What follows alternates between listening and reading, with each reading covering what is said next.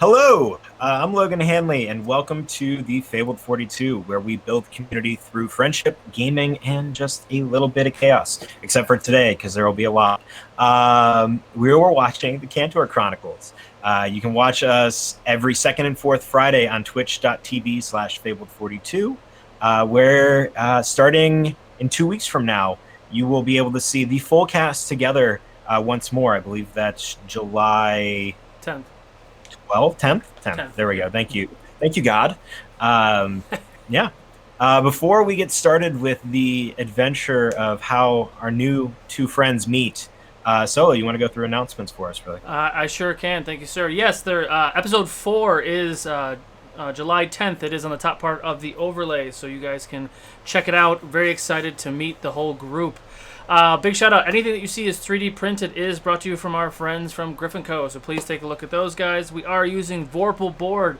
The video and audio displays, player indicators, digital dice, and zoom features on the battle map are brought to you by Vorpal board. So check that link out. We are also sponsored by Tabletop Game and Hobby. Get all your D&D needs. Go ahead and check that link. And another big shout out to the rest of our sponsors: Caffeinated Kobold, Underground Oracle, Slayers Guild, Master Monk Gaming, Tabletop Things, and Critical Dice. That's it from me for sponsors. And if you want to go ahead and support the stream, we are still accepting Amazon Prime and Twitch subscriptions and bits. However, we are trying to motivate everyone to go to our Patreon, where we give all the same perks and bells and whistles for healing potions, inspiration die, but you also get luck points. Great question for Logan. If we're doing luck points or not, I'll let him chime in on that. But remember, these players are level 1, so we will be moderate with the healing potions, inspiration dice that they do receive, but you can give that to anybody out there. That's it for me. Awesome. Without further ado, before we start our adventure, Art and Vale, would you guys like to introduce your characters, please? Sure. Who's going first here? I'll go.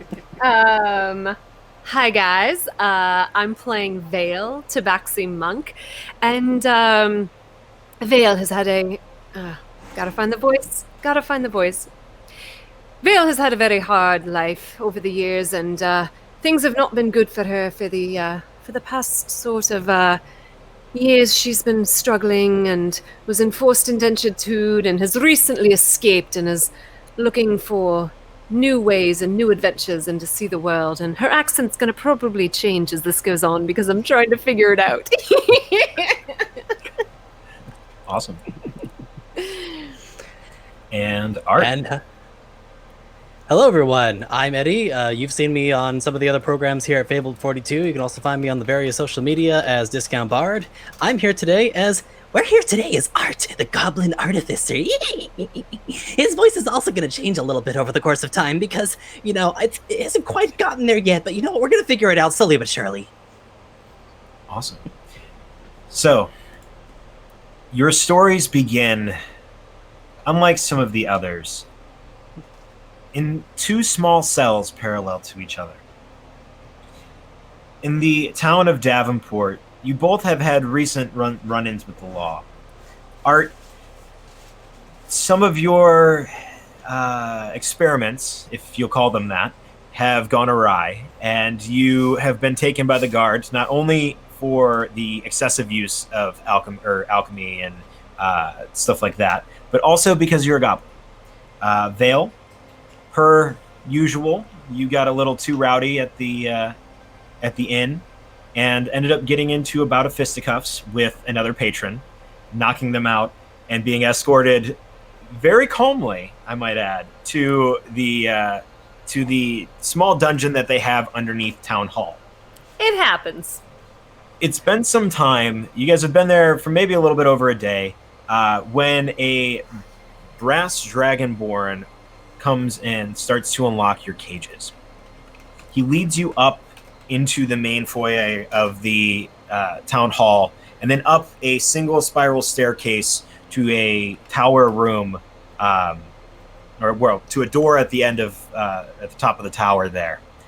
He knocks. You hear a quick, "Come in," and you are escorted in, where you see, despite It's very messy in a very organized way, organized chaos almost. The bookshelves are covered in books, some of them kind of half off the shelves, some of them open. On the desk, you see stacks of paper kind of strewn about. And behind, you see a half-elf sitting there in nice bright red and blue robes with gold trim inlay. So, you two are my troublemakers. Well, I'd just like to point out that they started it, and I had to finish it, so... But no harm, no foul. I tipped the bartender very well. You did? And what about you, my goblin friend? Throughout this entire interaction, Art was actually paying no mind to this conversation whatsoever, was actually examining... Are we shackled right now? You are shackled. He's examining the shackles, trying to see if he can understand the inner workings of how they function. Sure. Give me a either an intelligence check, or I believe you have proficiency with Tinker Tools, so you may. I do. use that. Are these aren't magical, right? If you want to try to give me an Arcana check. Because Vale would have immediately been trying to pick the lock on these. Ew, Arcana? Ugh. Okay, let's see. What was the check for that you said? Intelligence check? Intelligence or Tinker Tools. 13 for Arcana. I don't know what She's Tinker still trying to Tools would pick fall them. under. But intelligence would be 21. 21. Yeah, you very quickly figure out how these, like, they're very simple manacles. You only need to do one thing and you're out of them type of deal. Vale, you're not picking up any magic vibe from them. Great. So she's taking them off. Cool. Give me a sleight of hand check. Yeah. Art's going to try to do the same. Fantastic. Yeah. She doesn't like being shackled. She doesn't like chains. Cool. There's one. Well, my 19. sleight of hand was awful. That's 19 for me. I've got a fantastic modifier for sleight of hand. Thad, for real, we had this conversation yesterday, man. Come on. What'd we do? So How'd we Art's do? sleight of hand is going to be a 6. A 6? Mine's a 19. 19. So Art, even though you're like 100% sure you know how these work, the second you start kind of going at them, you're not really being discreet about it, and you kind of get a like jolt in the back as the dragonborn behind you kind of grabs your shoulder and kind of tussles you a little. Ow! Hey, no need for that! Keep booze on. Vale, similarly, or not similarly, Vale, you very deftly start to work them, and you feel the little snap of them coming undone. Do you just take them off right away and you're like, haha? Oh no, I'm pretending. Very... I'm pretending that they're on. Did we talk while we were in jail? Do we know why each other is there?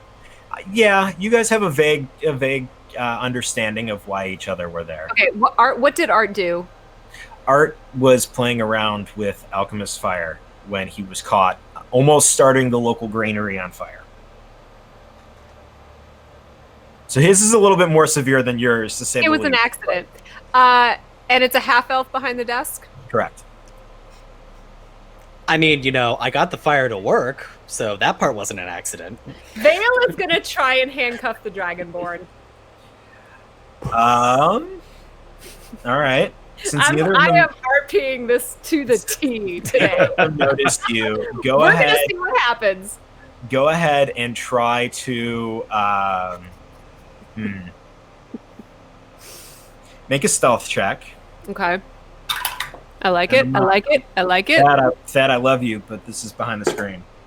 And that's a 25 for stealth. All right. So you can kind of deftly move your hands from in front of you to behind you now.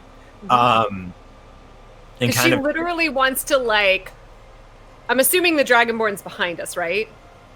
Yeah. He's standing kind of at the center of the two of you. Oh, okay. So she literally wants to grab a hand, pirouette, and lock the two hands together behind him. Okay. Go ahead and make what happens? Acrobatics check. Oh, I love my new dice. I love my new dice so much. That is a 17. 17. So you successfully kind of pirouette, grabbing one hand, cuffing it, and then spinning around, grabbing his other hand really quick and cuffing it behind, and you just watch. And she's gonna whisper in his ear, I do not like being in shackles. He just kind of sits there, staring at the half-elf behind the table. And let me preface, I didn't hurt him. I didn't hurt him at all. That's a really neat trick. Want to help a fella out? If you would have waited maybe like 10 more seconds, I would have asked him to unchain you. But that, you know what? You have proven to me without a doubt that you are just the pair that I need. Well, maybe not you, but you are just the... Well, no, I think she's pretty useful. Well, I was talking about her. You guys are just the two that I think I need. You aren't from around here, are you? What might have been your first clue? I mean, the green skin, but... I have been to many places. Well, since we have not formally met, I am Alderman Ambrose Milano. I'm in charge of this town. And that behind you is Protector Ragnaros. Yes. Head of town guard. So, what exactly do you need from us? Well, a couple of things. Some of my old friends over in the Malthir Collective have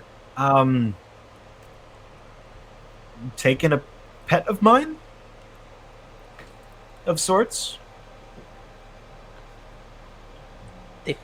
Care to elaborate? This isn't very much information to go off of here. Yeah, you seemed like the type of people where, like, the less information, the better, but I guess I misjudged.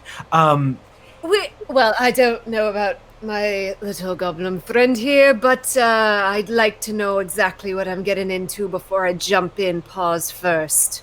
I mean, you say you lost a pet, and I mean, a pet can be just about anything. I mean, is it a little pet? Is it a big pet? I mean, are we talking about something that's about my size? Are we talking about something that's like huge? I mean, what are we talking about here? Shh, calm yourself, little one. By the way, I love you. I love you so much. It's hard to explain. It's a shape changer of sorts. It can be small, like smaller than you, little one. 1 minute. The next minute, it can be as big as Ragnaros there. And Ragnaros stands maybe about a half a foot taller than you, Vale. And about twice as wide. And this is your pet? They are not a free creature on their own? I mean, it's free in its own sense, and typically chose to follow me.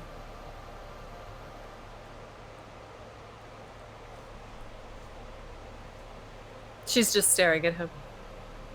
She knows there's more to the story.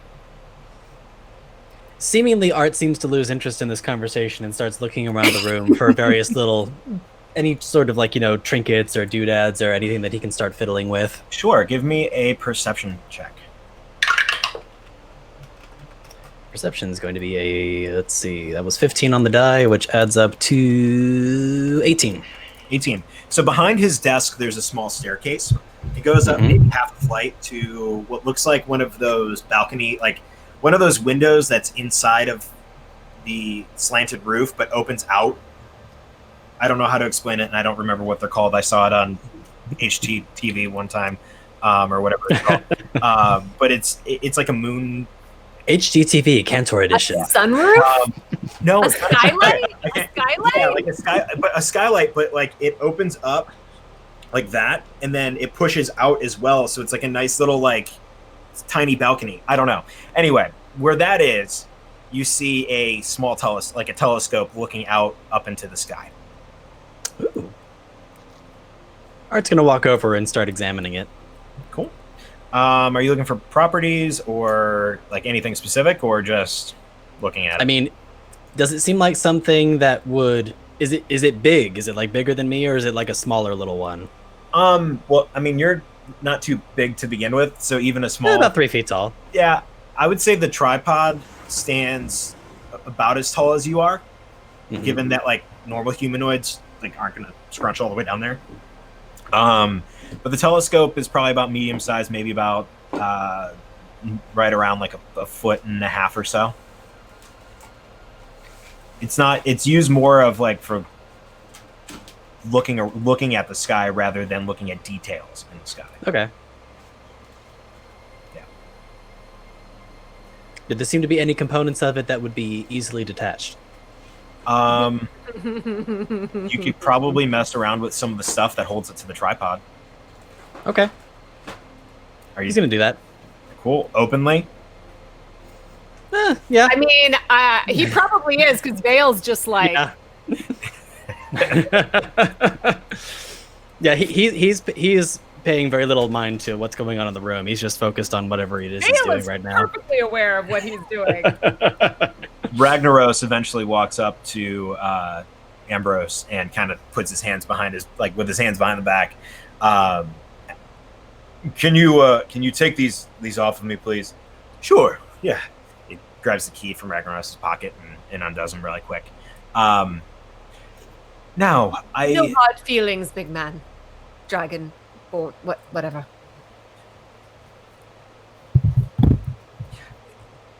Can you handle yourself, sir, or do you need me any longer? Just kind of making me uncomfortable.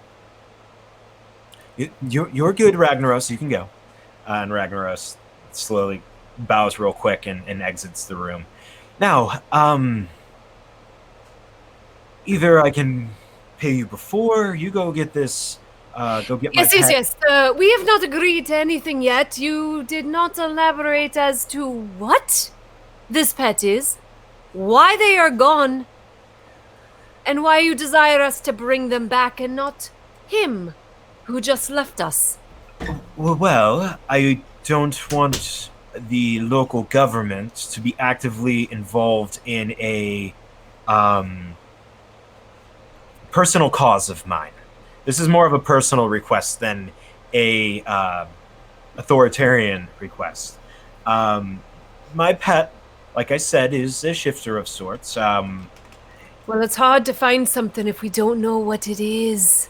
Typically, it likes to look like a candlestick. One time, it was a book, I believe. It was my spell book. Another time... So it literally could be a needle in a haystack, is what you're telling me. It could be a haystack in a haystack. Upon hearing him say that it could be a book, Art's gonna quickly move away from the telescope and start examining every book in the room. So how are we supposed to find this? Go ahead and give me an investigation check, Art. On that note, did I manage to get anything off of that telescope? Yeah, so you got the central piece that kind of holds the telescope from like going up and like where you move it up and down and kind of peg it in place. And when you do that, the front end of the telescope, which is like heavier compared to the back end, just goes boom and like slams down. And you watch as like the tripod jumbles a little. It stays upright. If it was any higher, you'd imagine it probably would have toppled over. But you do manage to it's like a little piece of. It's like a little bracket of some sort. Yeah, it's like a little metal bracket that has a little like hole pin at the end. Okay. Go ahead and give me an investigation check for the books. It's investigation check is going to be 16. 16. So you start like pulling and opening up the books kind of really quick, not really taking the time to look in them. But none of them seem to be anything like living. You won't find them here. The mages of the Malthir Collective took him after they found out I had been raising him. So he's been kidnapped. Kidnapped. More like they wanted to do studies. I'll do it. Okay. Yeah. No one should be taken and had to be forced through things like that. Okay. Noted. So in order to do that, like I said, I can either pay you guys before or after. whichever you prefer. And we will need to spruce you up a bit. You don't look like the normal bunch that would go into the libraries of the Malthir Collective. How much are we getting paid? She turns to Art. I think he's insulting us. But yeah. How much? You will be paid 5 gold up front and another 5 gold upon delivery of my pet. I'm sorry, is the exchange rate really low in this town? Because that sounds like pence. Yeah, that seems like a pretty low price for searching for a needle in a haystack. Exactly. This isn't an actual book, it's a creature. Vale, go ahead and make a persuasion check. Oh, Jesus, what is my charisma? Yes. Hopefully better than mine. Oh, that's not a bad roll, though. I don't have a modifier. That's a straight 14. Cool. I think that I can give you another 2 gold up front and another 2 gold at the end. So 12 gold total, or 14 gold total. I'm sorry, I'm not very good with the maths. We will accept your 14 right now, and should we encounter anything seriously difficult, we might talk about a raise before returning your pet. Well, if also no, I will give you 7 up front and 7 upon completion. If you get caught, no tattles, and if you get caught, then you'll be thrown in the dungeon, and not this dungeon, the one that the Malthir Collective has, which is way, way worse than this one. Because like I was nice and brought you up instead of keeping you down there. Here's an idea. You give us the 16 gold up front, and I'll put all these books back on the shelf right where they belong. If you can organize all of my books into alphabetical... You know what? You do your thing, and I'll value how much it's worth after it's done. Art's gonna meticulously put all the books back in alphabetical order. Give me an intelligence, just straight intelligence check. That's going to be... Ooh, that actually was a good roll. 18. 18. Yeah, so you successfully just start stacking. And, like, Vale, you guys are there for a while, so, like, at some point, like, you just kind of sit down, start, like, cleaning the grime from your nails. Oh, like, she's fine. Like, Vale is totally has no problem sitting and doing nothing. As Art kind of spends a good portion of the morning going through and reorganizing all of these books. Is there like a bar or anything in this room? Because she's definitely going to help herself to a drink if she sees like a flask sitting out. He does have a small decanter full of some sort of... I mean, you would recognize it as some sort of scotch or whiskey. Yeah, she's pouring herself a drink and just. That is fine. This is a very good. I don't know how you just. It's not vintage. My mom would be so disappointed. She's a scotch drinker. Aged. Yeah. Good year. Great year. Typically scotch as a drunken master, you would know. That I'm like, I don't actually drink in real life, so I'm like, I might need to research this stuff for my character. Scotch and whiskey are typically aged. Gotcha. Yeah. My grandfather brought that to me from the Isles. Whatever. Yes, it's very good. Master Goblin, have you ever thought of becoming a secretary? This was excellent work. I don't know what that is. What is a secretary? A secretary is somebody that does all my filing and my arranging of my various tomes. Yeah, I'm bored already. Oh, all right. And he tosses you a small sack, and again he tosses Vale a sack toward you. Vale, yours contains the 7 silver as promised. 7 silver? I thought it was 7 gold. Gold. I'm sorry. Back to that. Wouldn't put it past him at this point. Trying to get some fast ones. Art, yours contains a total of 12 gold pieces. Ooh. I'm sorry. Okay. He did work. You drank probably about 15 gold pieces worth of scotch right there. So... Well, I didn't hurt you, so that might be worth something. Here, no, here you go. And Art's gonna give her 2 gold pieces for the release earlier. And she's gonna... I can tell we're gonna be good friends. Now, I promise I'll try not to set you on fire. Oh, I'll promise I'll try not to, rip you limb from limb. That's a good promise. you are most likely to find my pet in the who has it? Let me think. Let's see. Not Thaddeus. Thaddeus doesn't work with creatures that shift. Delilah. Archmage Delilah will have it most likely in her office. Does he have a name? No, I don't So really. how are we supposed to know if we have it, which one it is, who he is? I mean, correct me if I'm wrong, but I don't think we're gonna get much good results if we're going here, book, here, candle. I mean, that doesn't seem like a good way to get their attention. Exactly. He is, well, one, he will probably be, if he's in book form, he will probably be latched with a lock on it. That's a good way to tell that it's him. What is his name? He does not have a name. He changes too often. One time he was Bookie. The next time he was Stick. Yeah, I don't. I just imagine the little spork from Toy Story 4. He's very friendly. He's very friendly. He if you pick him up, be careful. It's very a very elemental temperament to him. He's adopted some of my abilities per se.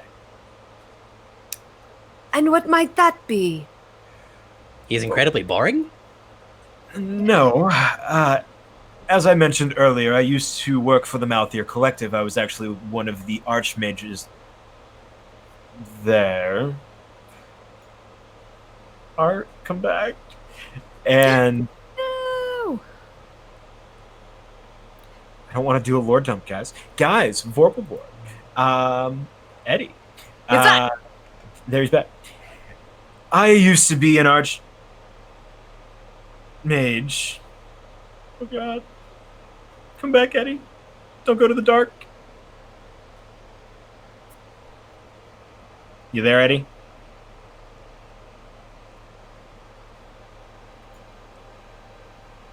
Excuse me, I dozed off for a second there. He finds you incredibly boring. I used to be an archmage for the Malthir Collective, one of the most notorious organization of wizards, warlocks, basically anyone, sorcerers, anything of arcane nature. I am no longer a part of the organization. I retired a few years ago and became alderman, where now I run this town. But in the days before my retirement, in the Malthir Collective, yes, it is it is the biggest library in Davenport. I imagine you would like that. Okay. Place. So yes, if you go there, you can do some research. You can, you're gonna have to blend in. So research is probably good. Are they not familiar with our kind there?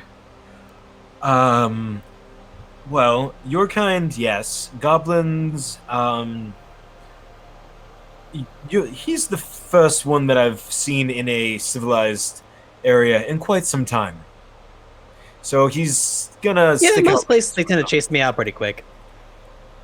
Yes. I am sorry, friend. People should not judge you by how you look. It's Isn't unfortunate. that what people normally do? It's not so much look; it's more so reputation. But I digress. You can go there under cover of disguise. You would probably want to look a little bit more astute and less flammable than normal. Wait, what? Art looks like he could literally start on fire probably any second. What are you wearing? So Art is definitely wearing a bun. Let's put it this way: he has a jacket and kind of like very beaten up looking like shirt and pants that definitely look like they're hand me down that he probably just picked up at some point in time from someone, and he is pretty much covered from head to toe with like scorch marks, as if like he has had one too many experiments gone awry. He looks very flammable. Well, and Vale looks pretty ragged. Well, not too ragged. She's very low maintenance. Go see. Let's see who can help you.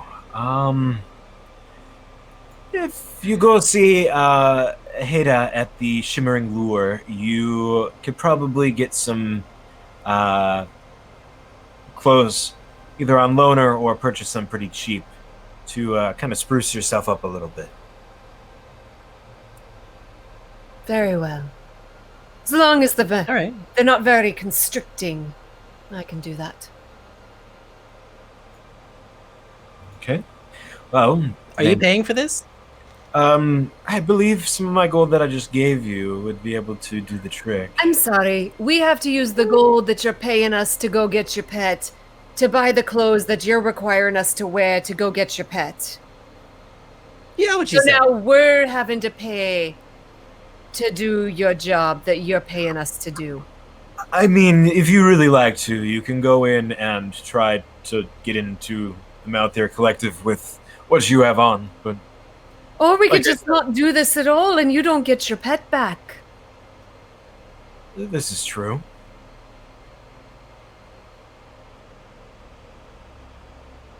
Makes a good point. If I can roll another persuasion check, I'll give you one. Me? Yeah. Oh no, that's not gonna. No. That's a 4. I won't pay you, but I will do this. And he scribbles something on a piece of paper and hands it to you really quick. If you give this to Heda, she'll at least give you a discount. All right. Very well. Fair deal. Thank you. You can go now. Oh, She's gonna pour Okay. herself another glass of the whiskey and chug it before she Okay. leaves. Go ahead and give That me tastes good. go ahead and give me a Constitution saving throw, please. Oh, saving throw. Okay.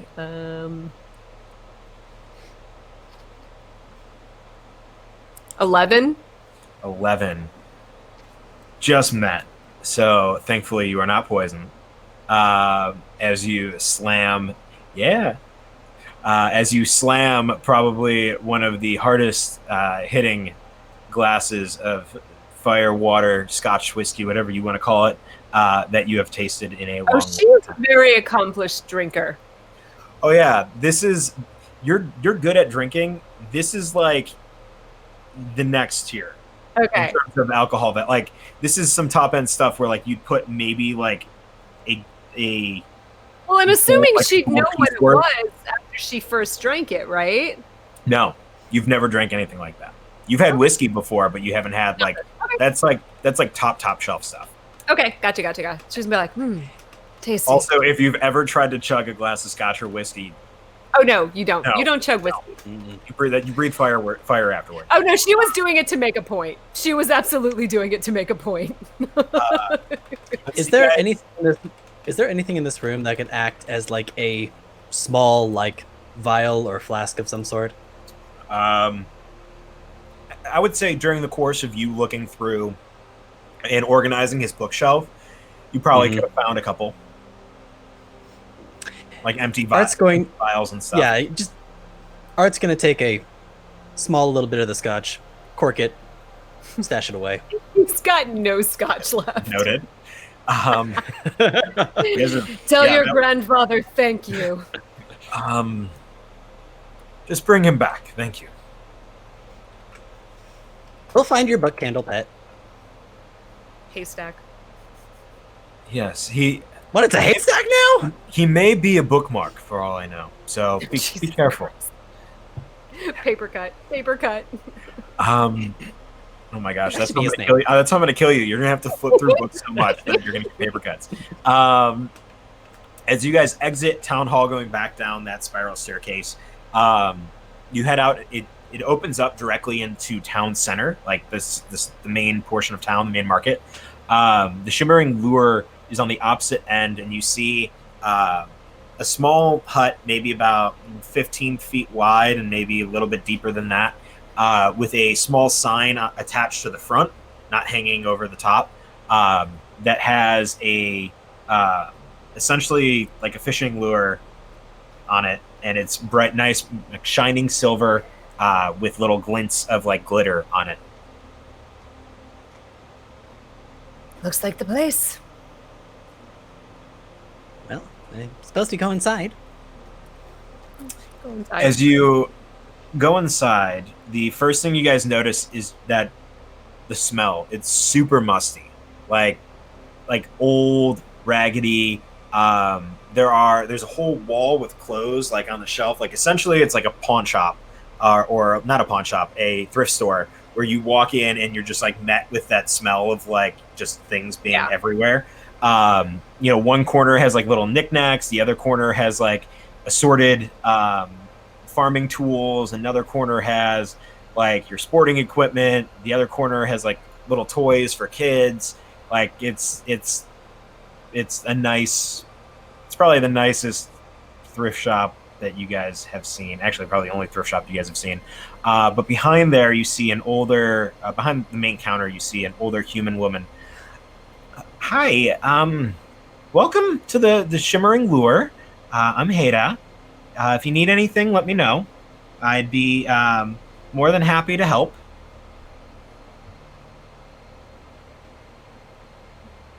What are we here for again? I believe we knew clothing. Oh, yes. Yeah.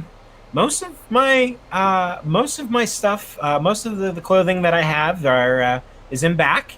Are you looking for anything in particular? We need to blend in with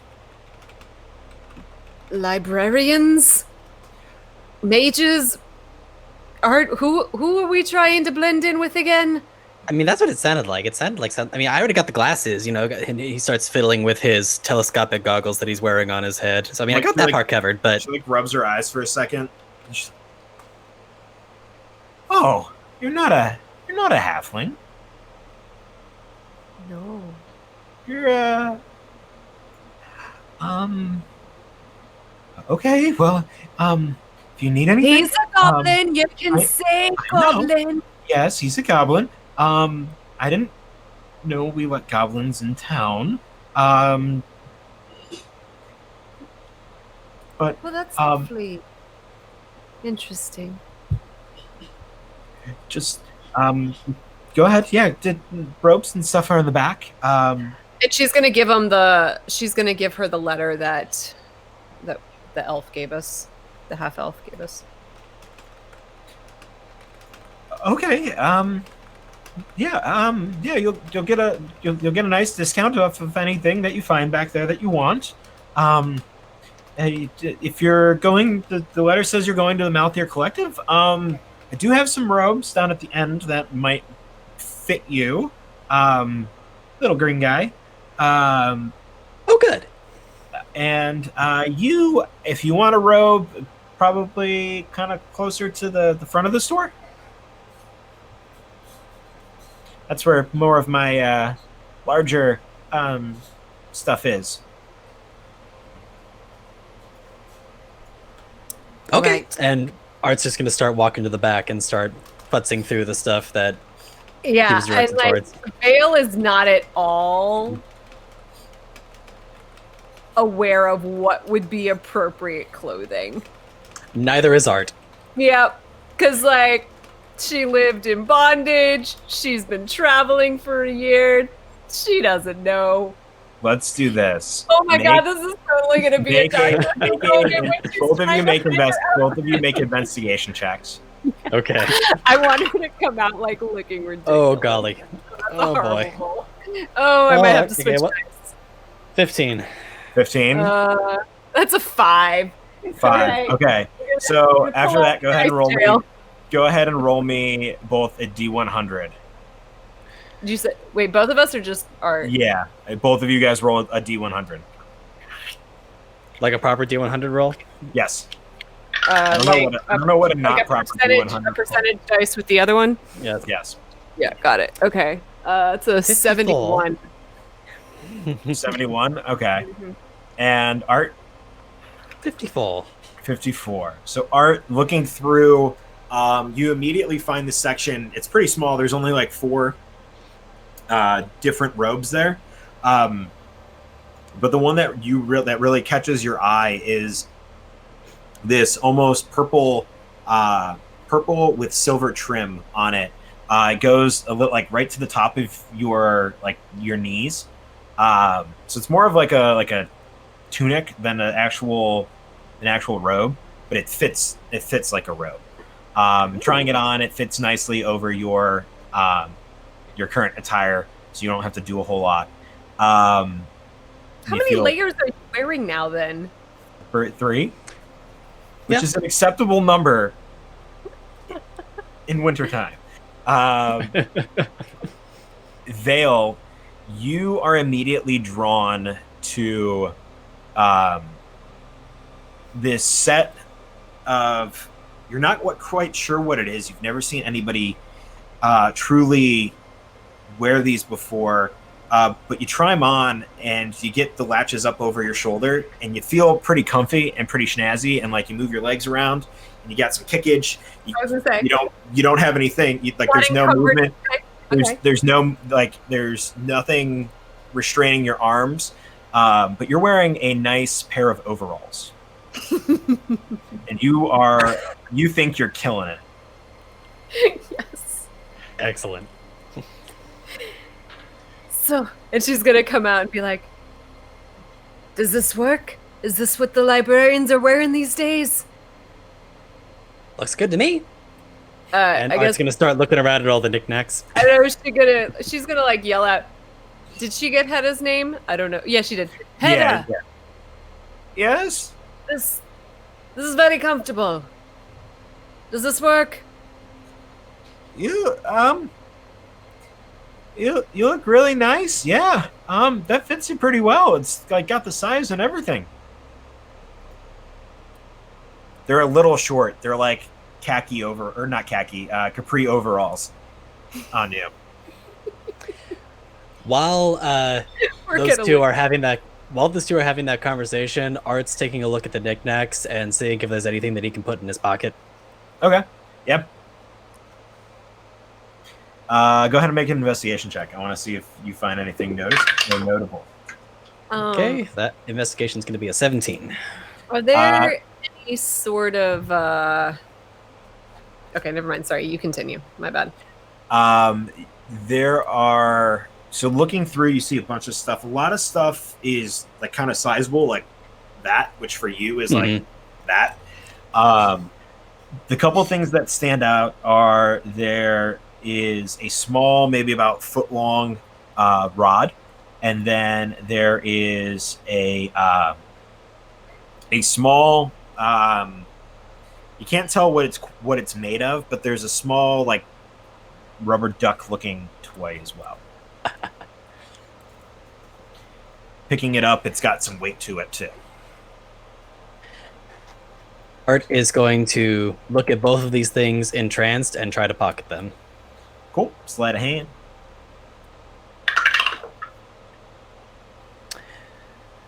Sleight of hand is going to be a 16.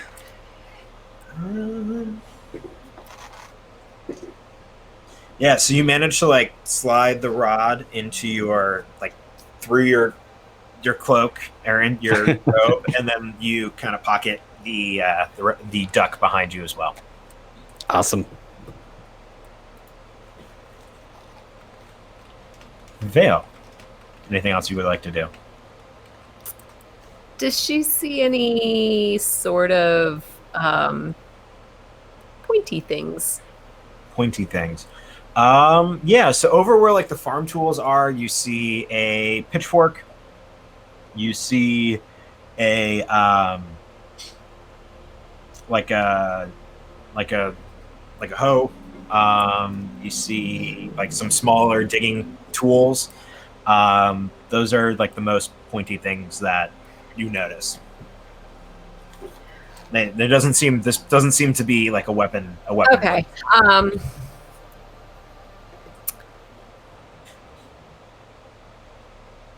So are we trying to blend in with the librarians, or are we trying to pretend we're someone else?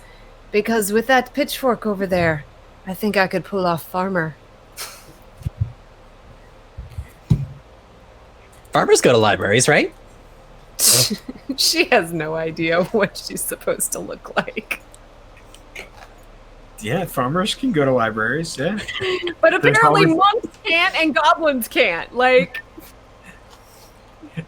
well, to be fair, you both look like raggedy as hell. Like, you've been traveling a lot and you only have one set of clothes, and Art blows up a lot and only has one set of clothes. So, I mean, he's got this like super fancy, nice looking robe on, and he just looks like completely, just disheveled and soot covered underneath it. yeah. But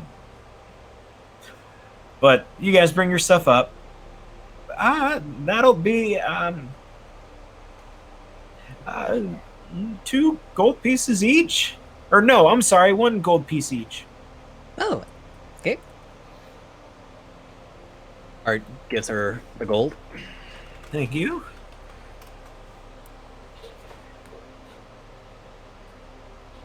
And you, miss? oh, I need to pay you for this. Just 1 gold piece. Sure. She's gonna hand her the gold. Thank you. Thank you. Is there anything else I can do for you? Yeah, where's this library again? Maybe you could point us in the right direction for it. Yeah, so if you go and take you go back to the main square and you go south down the road there toward the southern gate, you'll see on your right hand side a giant mansion with a nice picket fence around it and a gated off, and that's the Malthir Collective building here in Davenport. Great. All right. Bye. Thank you. You're welcome. You guys exit out. Yep. Just casually walk out. Casually walk out and head back toward the main square. Art, you while you're making your way toward where Haida said the main portion of, or where the Malthir mansion is, you are getting looks, like just kind of like whispers of like, oh, shit, that's a goblin. Like, what's he doing here? Nothing seems super like aggressive. Like nobody's like coming after you and trying to take your lunch money.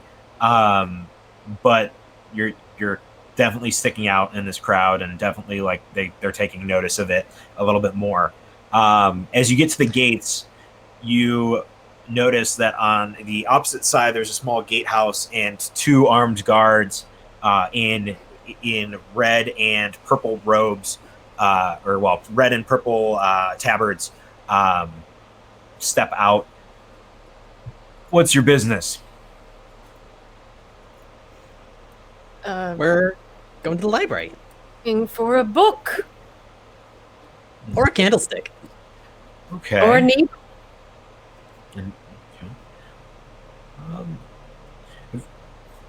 You're not from around here. Why do Do they you guys keep have- saying that? Do you guys have cards?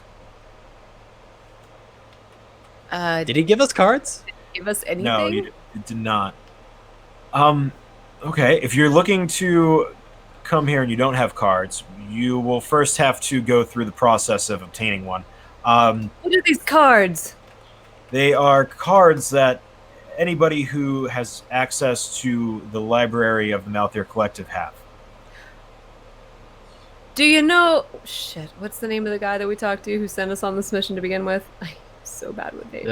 Ambrose Milano, was that Do you it? know Ambrose? I do. He is the alderman. He sent us here. I'm sure you could make some allotment for 2 people who are on a mission for the alderman. Unfortunately, the alderman is no longer welcome here. Never mind. Interesting. So, with Why that is in mind, 1 second, and one guard stays there. The other guard walks toward the main door of the mansion, opens it, and walks in. Maybe about 5 minutes, come back, or he comes back, and if you're here with the alderman's orders, no, you're not allowed to come in. Well, we never said we were going to follow through on his orders. We just said he sent us here. I understand. If you'd like to place a grievance, you may. Roll a deception check. All these charisma checks. Okay, that's actually not a bad roll. You said deception? Yeah. 17. You're going to have to speak with Arcanist Groom, but before you go into the library proper, but you can go in then. And Thank he opens the 2 of them escort you to the door. When you walk in, you see a half-orc sitting at the front desk. There's a door to either side on your left and right, and then right behind it, there is a set of double doors with like glass pane windows looking into the main portion of the library. Can I help you? We're looking for a book. I think it was a bookmark. Or a pencil. And the alderman sent you? He seems to think he's lost something, but we're not really sure. We kind of want to check it out for ourselves. Don't know how much I trust the man.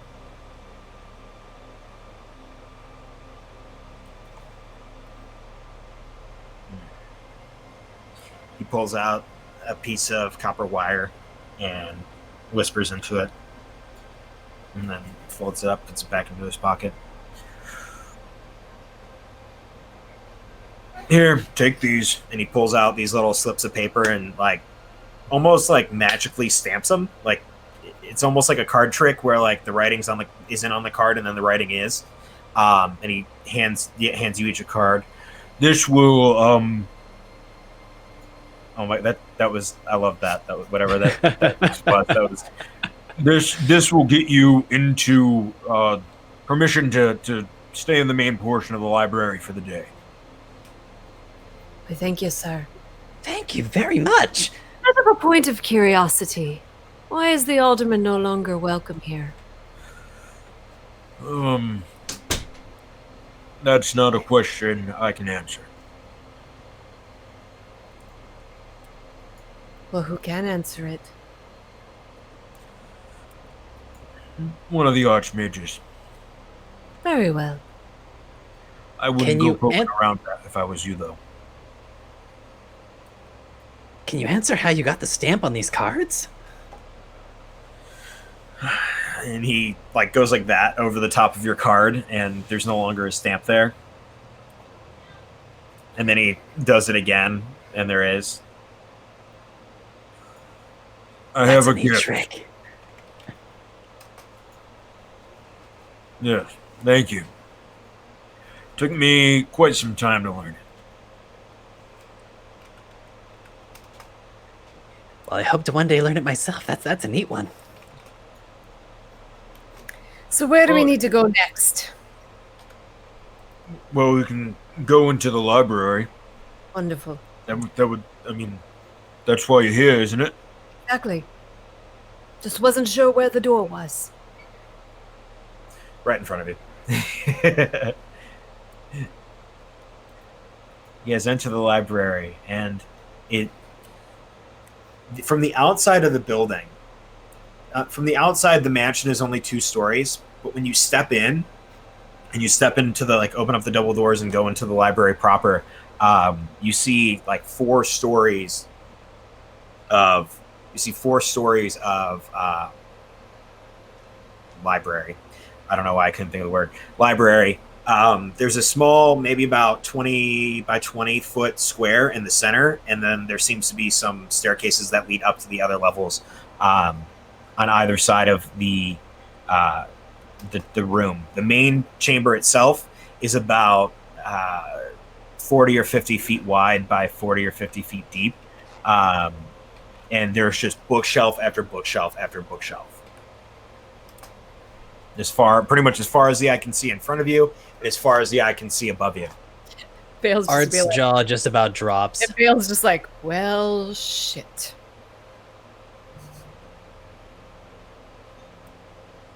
Art immediately looks for a section that looks like it might have anything to do with engineering. Where do we start? Go ahead and so as you say, where do we start? Art, go ahead and roll another perception check. Perception check, that's going to be a 18. 18. So you can pretty much pick out the alchemy section, and you run there. Vale, as you're saying that, you watch as Art's just and it just bolts in one direction. Are you looking for anything in particular, Art? Looking for... Oh, nothing in particular. Just kind of looking for anything that might be, potentially useful. Anything along the lines of, common alchemy practices, anything that might be useful to an artificer. Yeah. So, I mean, there's a plethora there from, the kind of alchemy 101 to, different herbs you can use within alchemy or herbs and to how to use different minerals in the ground as well. Basically, if you're looking for it, you can find it. However, there are various books that are in different languages and ages of text. Some of them are scroll cases. There's a good mixture of age and recent of aged writings and diversity within those writings. Do I have any sort of way of comprehending what language some of these might be in? What languages do you know? Art knows Common, Gnomish, and Goblin. Okay, so the majority of these are in. The majority of them are in Common. However, there are quite a few in Gnomish. There are also a few, I believe, Gnomish and Dwarvish have similar text. So you do notice that there are others that resemble Gnomish in text, but you can't quite make out what the titles are.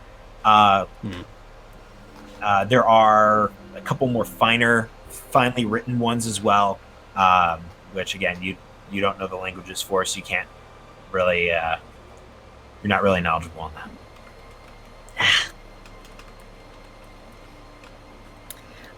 Vale is very interested in knowing if there is a section with maps. With maps? Okay. Yeah, it's looking around. Go ahead and give me a perception check real quick. See if you can pinpoint exactly where. Good. There we go. 19. 19. So looking up on the second level off to the southwestern corner, you do see kind of hanging down from the ceiling a globe. And heading up there, you do find a small section where there are tables set aside for going to a small cupboard, pulling out maps and spreading them out and looking through them. Cool. Yeah, she's gonna go check that out. because she is specifically looking for maps that might be able to tell her where her homeland is. Okay. Yeah, you find it's easy enough to find a map of, especially looking at the giant globe above your head, of what the world would look like, or of what the world looks like. Go ahead and roll a, say, nature check. Okay. 12. 12. Okay, so you can very clearly see where the Isles of Lilithal are depicted. But looking at the map, there doesn't seem to be any markings of which isles are which. Also, like, knowing your culture, from a little bit from a DM's perspective, you guys definitely wouldn't have called it anything that was on, like, the name on the map. Right. So you're kind of looking at gibberish and you're like, oh shit, which one of these is the right one? But like, you can definitely pick out, okay, here are the islands where I'm at. Looking around, you do find Davenport, which is kind of in the center of pretty much dead smack in the middle of Kantor, the continent of Kantor,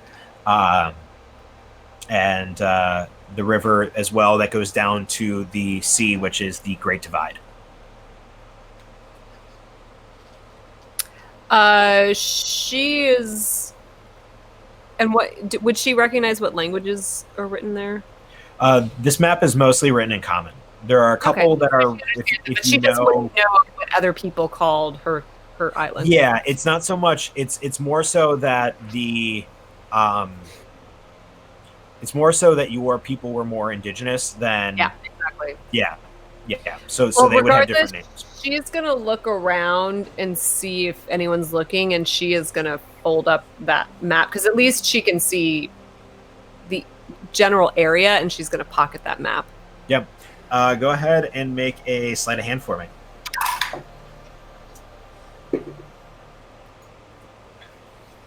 22.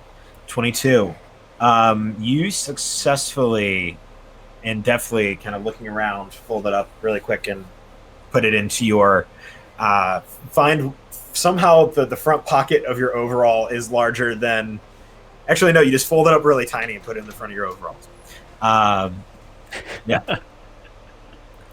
Some time goes by. You guys take your time looking at different tomes and text.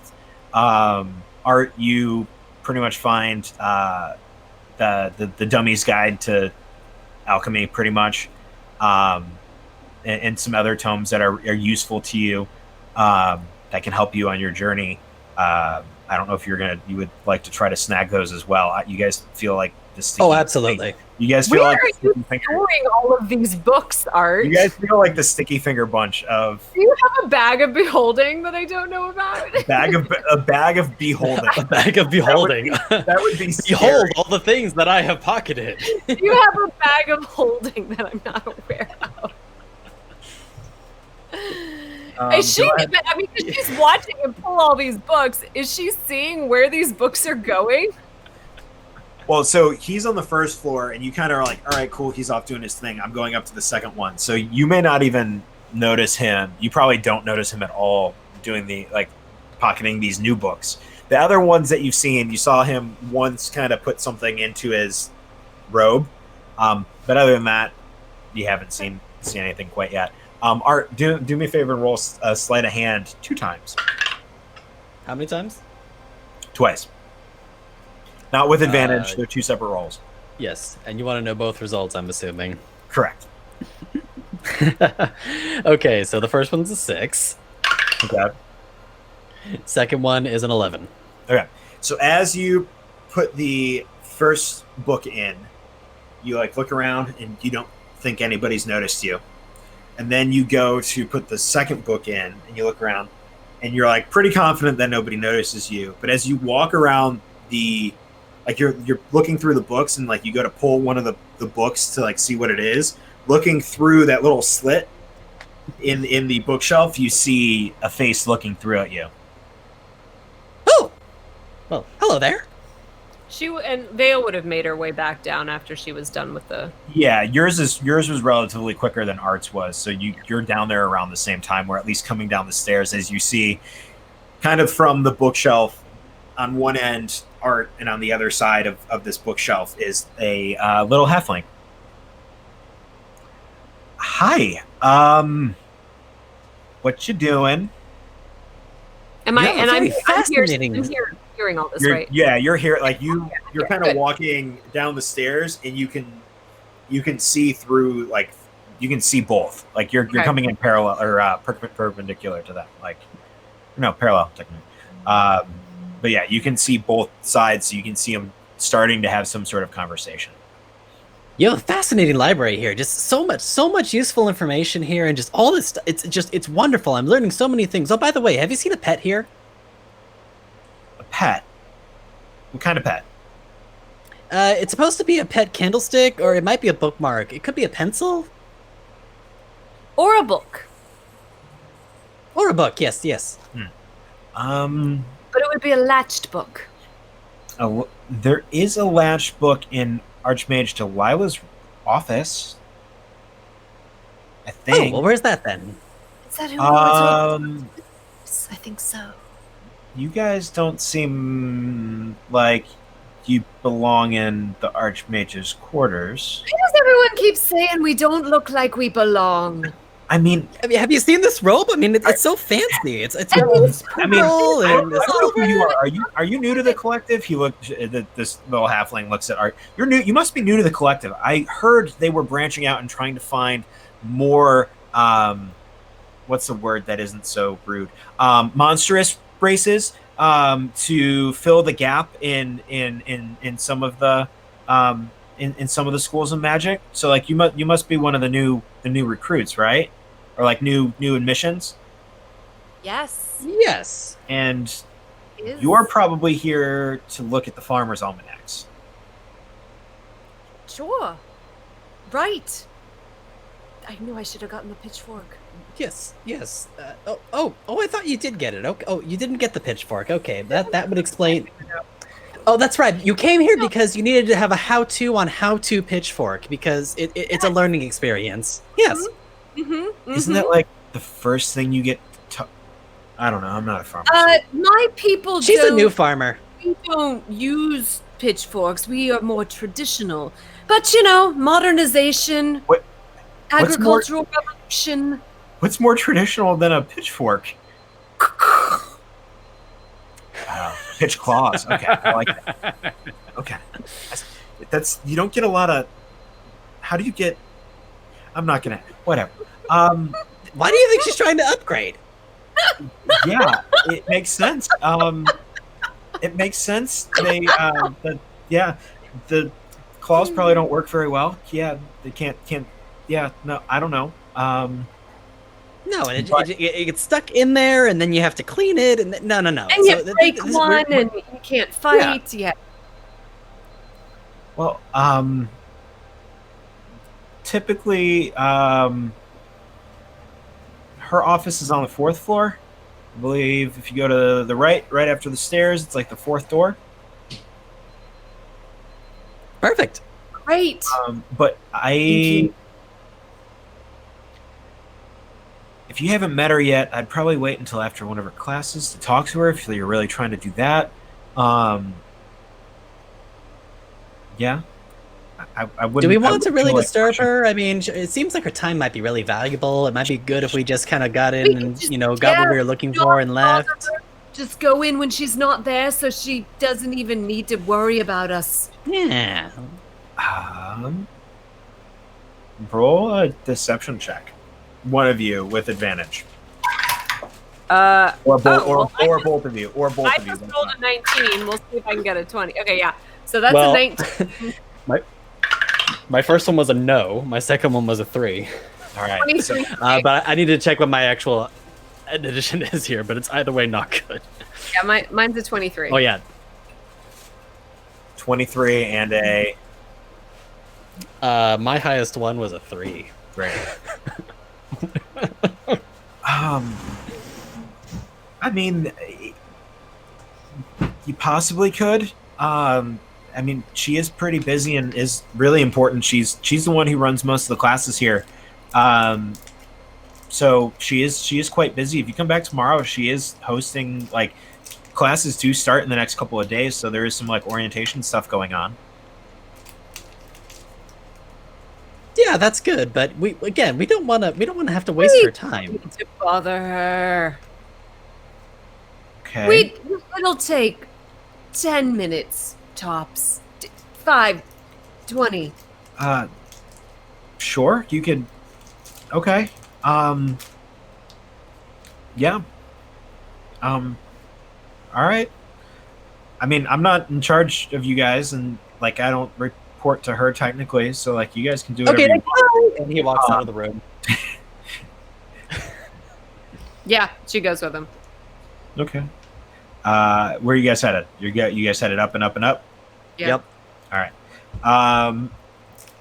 As you get to the main portion of the, or you get up to the fourth portion of the hall,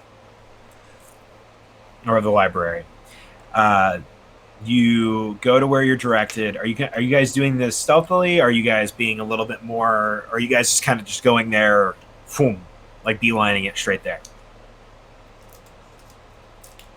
I mean, Casual stroll.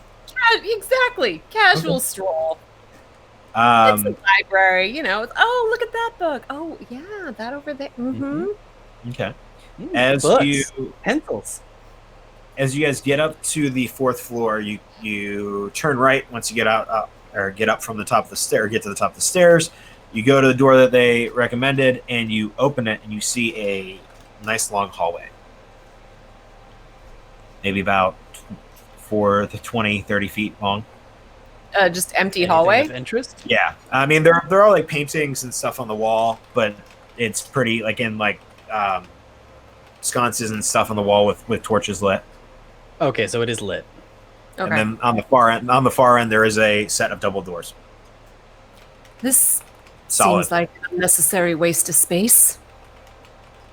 Yeah, a little bit.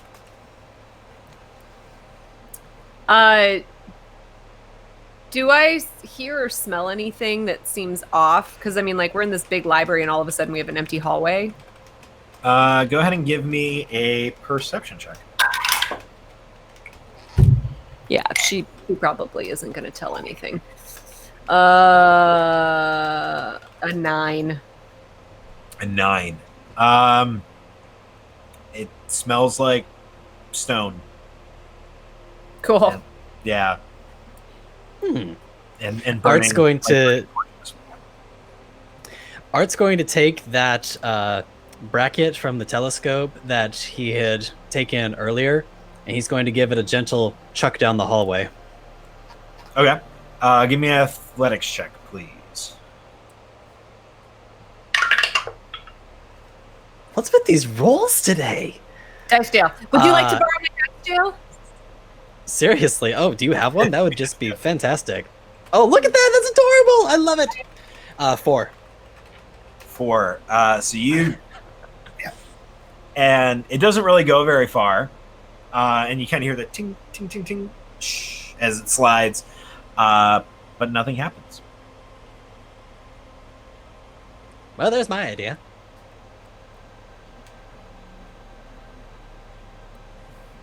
I mean, I guess we just walk. Okay. And Sure. We'll start casually walking forward.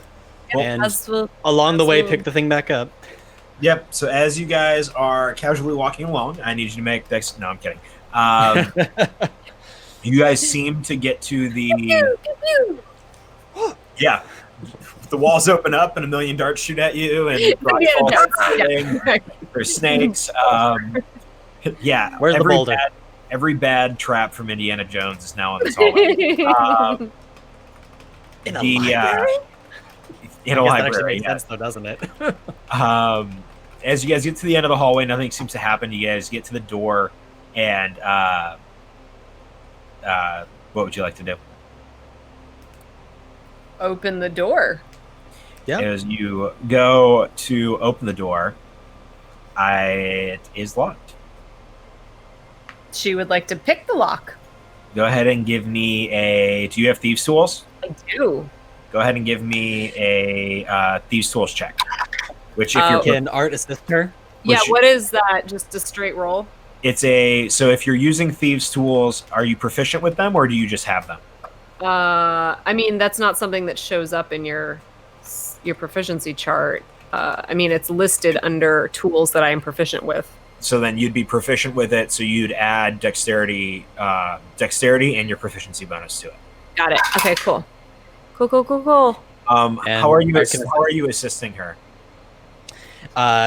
Art is going to take his thieves' tools as well and start just, helping with, hammering and whatnot in there and trying to help her find the mechanism to get the door open. Yeah, Vale, you can roll with advantage. Great. Sweet. That was much better. Plus dex and proficiency. Oh, 18. 25. 25. Yeah, you guys together working on the door. Takes you only a couple seconds before you hear it as the locking mechanism on the door is undone. Ooh, that's much easier with 2 people. Oh, agreed. Thank you. Casually stroll into the room. As you push open the door, Art, can you make a dexterity saving throw for me? There it is. Something had to be grabbed. It was only a matter of time. Of course. Well, at least this time I actually got a decent roll for that. Dexterity, you said? That's going to be a 19. 19.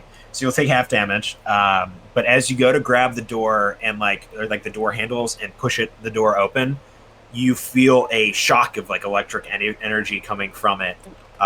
And you immediately let go as your fingers get that initial tingly sensation. But you will take 3 points of damage. Whatever's left of Art's hair is probably currently up on end right now. Great Scott! But you manage to push open the doors. As you do, you see this beautiful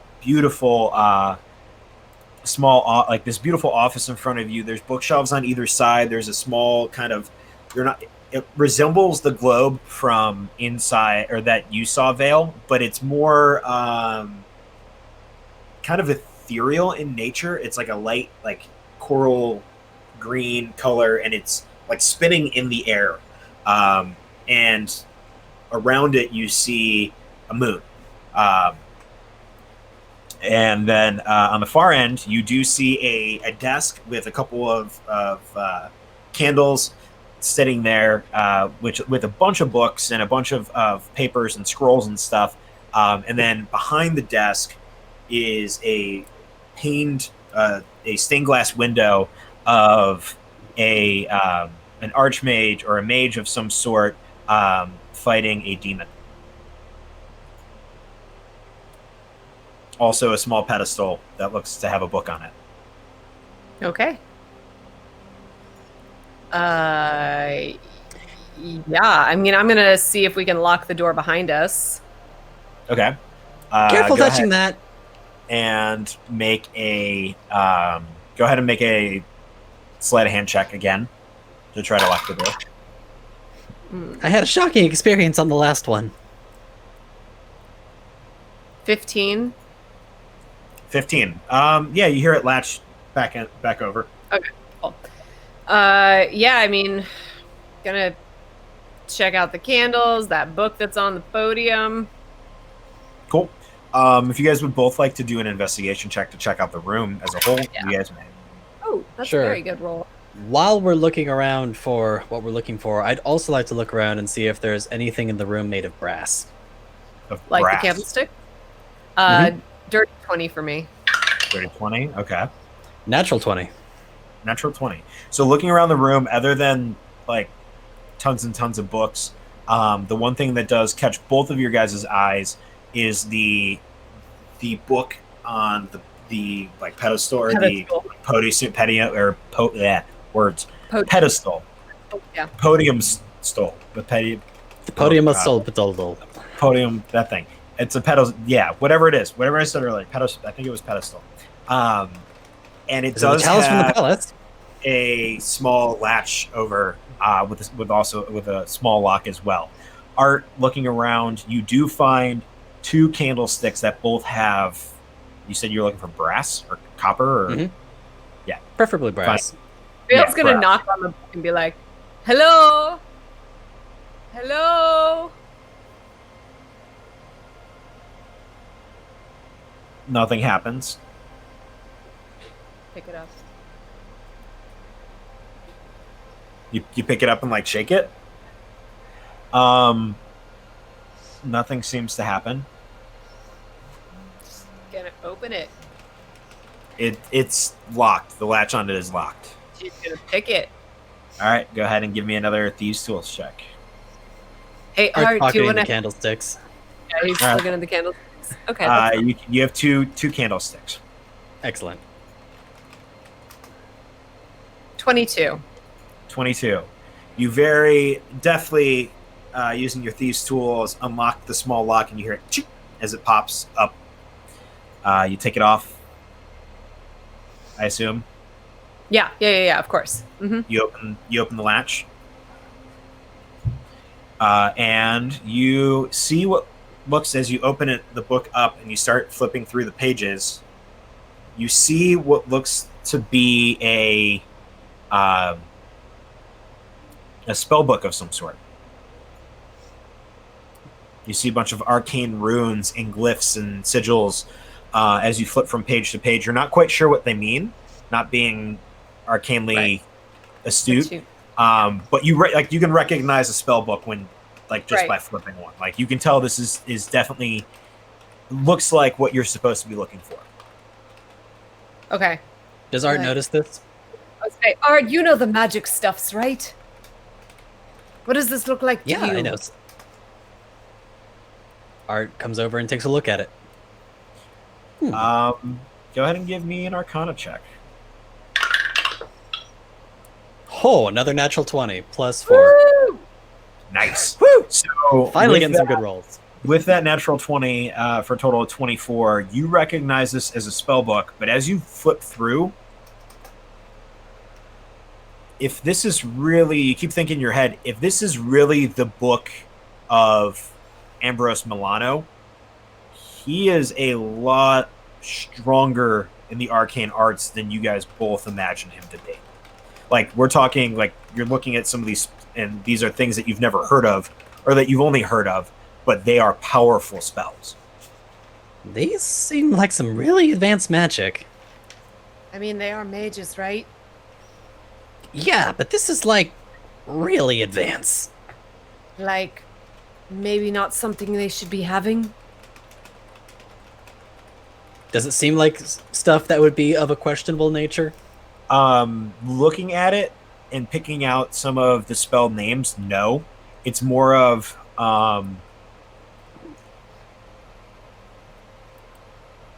yeah, no. Are you the alderman's friend? Anything in here? Friend of the alderman or pet, whatever you prefer to go by. Bookie? Bookie? Bookie! Yes. Sorry.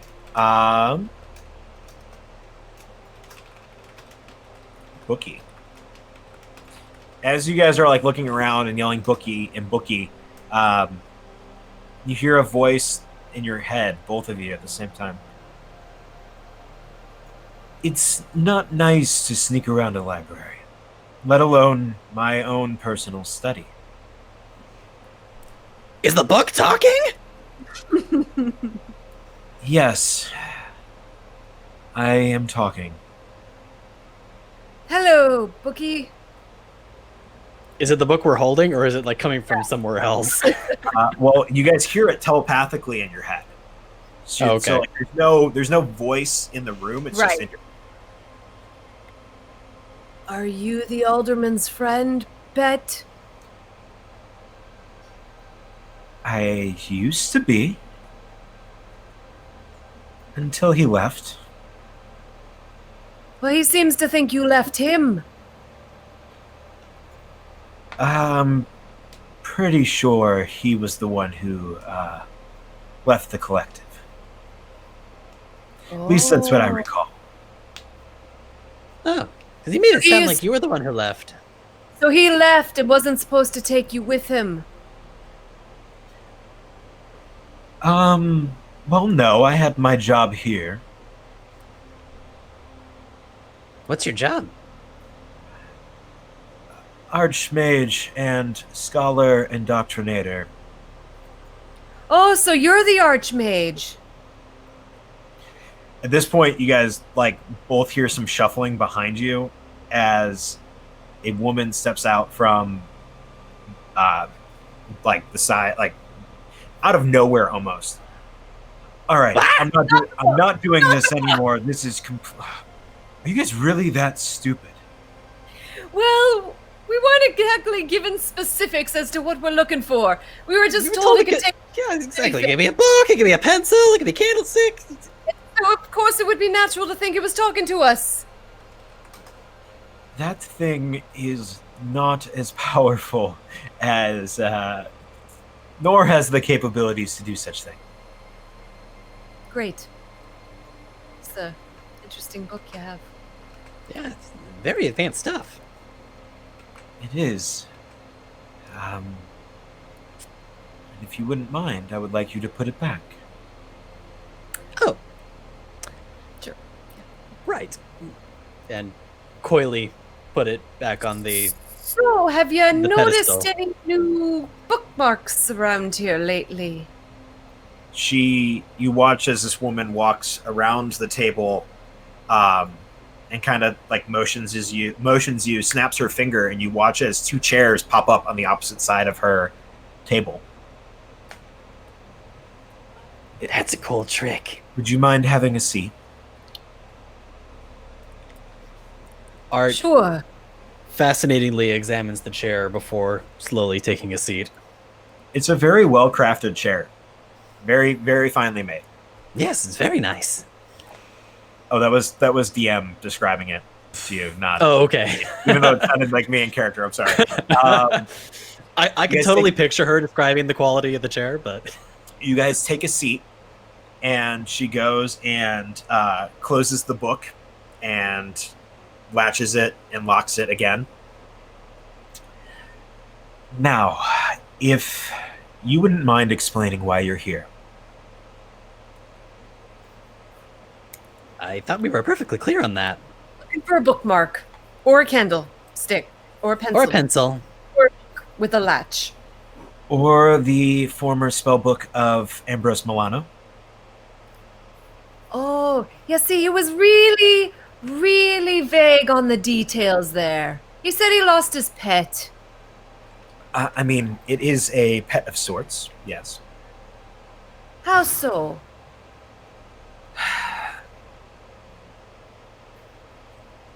She walks over and unlatches it again, and unlocks it and unlatches it. And it takes a minute. It sifts through the pages and then tosses it over to you. Well, if you'd really like to, just keep flipping through it like you were doing. DM, forgive me. I popped into the ethereal plane for a second there. Could you repeat that last bit? Yeah, she grabbed the book and tossed it to Vale, and then said if she was interested in figuring out what it was, just keep flipping the pages. So as you start flipping the pages, you notice like the first few pages are very like the parchment is just like feels like parchment. And as you keep flipping, the pages start to get a little damper and damper, and then like kind of sticky. And then you flip another page and you go to like let go of your hand, like move to go get the next page, and your hand is stuck there.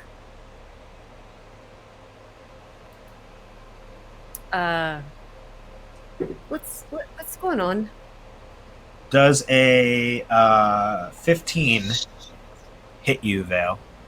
No, it does not. No. So you you feel as your hand is stuck to this page, you watch as this tongue, which looks like the bookmarker thing that's at the top of the book that you use comes out of and manifests and animates itself and attempts to touch your hand. You manage to just move it out of the way, but you watch as like a little like bolt of what looks to be like lightning shoots up the bookmarker and kind of zaps and then dissipates. Well, that's a nifty trick. Hello, bookie. I need the two of you to roll initiative. Uh-oh.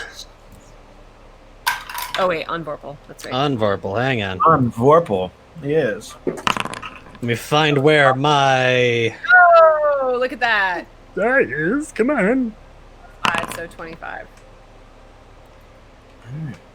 Excuse me a second while my computer slowly freaks out with me trying to add a d20 onto Vorpal. Waste my nat 20 on an initiative roll. Tabletop game and things, people. You can get tabletops, you can get games, you can get things. Tabletop game and things. Games You can and get all the things. things. You can get all the things. With a discount. With a discount. There's a Go to little our blurby website. blurb thing right there on the thingamajig that Oh, look at that. our Lord and Savior Solo just put up. Cool. 25 to 20. That would be me. Oh, awesome. We're in the library, so, right? In the library, correct. I believe it just goes Veil, Bookie, Art. Mm-hmm. Cool. Cool. So we're fighting the book? You are fighting the book. Yeah, that's what it seems like. Oh, okay. Cool. Where is everybody at? I would say they are. She's the woman is behind the table, which was the third one that I sent you, and then them two are over here on chairs with the little floaty doodah right next to Vale. Okay. There we go. Yes, it is your turn. Okay, so is the woman attacking us, or is it just the book? As far as you've recognized at the moment, it's just the book. Cool. Can she just try and close the book and latch it again? Well, you're currently being grappled by it. I would say go ahead and give me an athletics check. That's not very good. Yeah, that's a 9. So as you go to try to close it, you watch as on the inside of the covers, if you were to close it where the cover meets and the meaty part of the book is in the middle, you watch his teeth pop out as well. And you try to close it, and you notice that on the front cover is just a single ocular eye, kind of sunburnt orange, the beady black pupil staring back at you, and you go to close it, but you can't get it closed. Cool. I'm gonna stab it with my spear. Doing that, attempting to close it would have been your action. Oh, that would have been my action? Yeah. Is that considered melee? Could I use my bonus action to Grappling. Wipe it with my claw? Yeah, grappling's I would consider as a part of your attack action. So your bonus action can be a offhand punch. Great, that's what I'm going to do. Or claw strike. I mean, it's the same. Yeah. Same. Does a 22 hit? A 22 does hit. Go ahead and roll your damage. That is going to be 7 points of damage. Cool. Awesome. The book with your hand there is going to attempt to snap itself shut and make a bite attack on you. It'll get advantage because you are adhered to it. So that is a 17 to hit. Matches. So you will take 2 points of piercing damage. Ow. And 1 point of acid damage. Ow. And then after it bites into you, it'll open back up and just kind of wait for what's going on. Art, you're good with the fires. Do something about this. It hurts. Yeah. Question, DM. Yes. Is Bookie still considered an object? No. Bookie is not considered an object. Damn it. Okay, well there goes that idea. I had one thought, so that's gonna go out the window. So instead, don't have anything that I can do with that right now. So I guess Art is just going to Level 1 character. Level 1 character. Level 1 character. My options are limited. What do I see around me?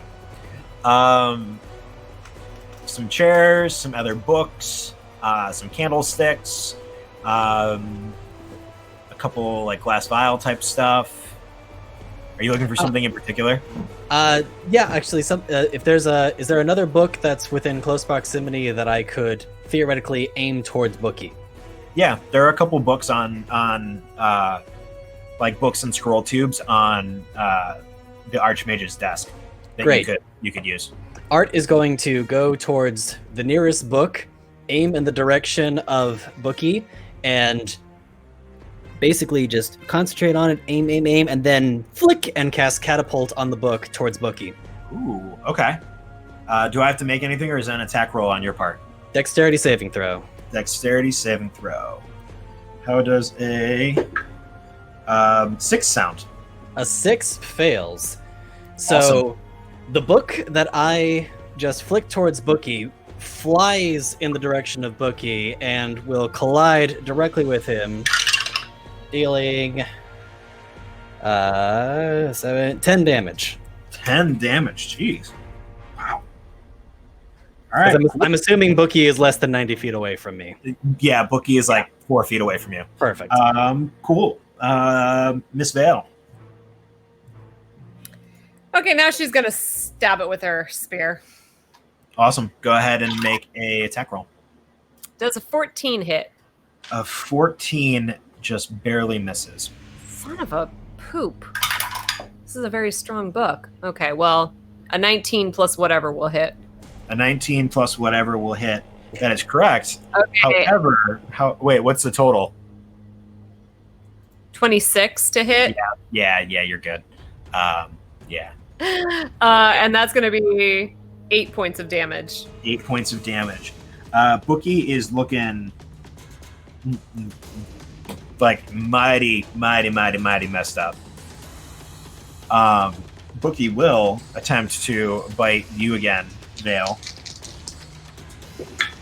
for a 16 on the die for a dirty 20. Yep. So Vale, you will take 2 points of piercing and another 1 point of acid.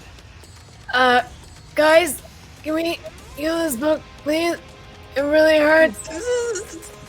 Somebody get it off me. Why am I not having to do strength checks to get ungrappled? FYI? You would if you chose to ungrapple yourself. Yeah, I definitely would have wanted to ungrapple. That would have taken your action though. Yeah. I didn't realize that I Yeah, needed to verbally, because I know a lot of games the DM's just like, okay, it's your turn, roll for grapple. Okay. No, that's a specific action that you'd have to ask. Oh, okay. I didn't realize that. You're good.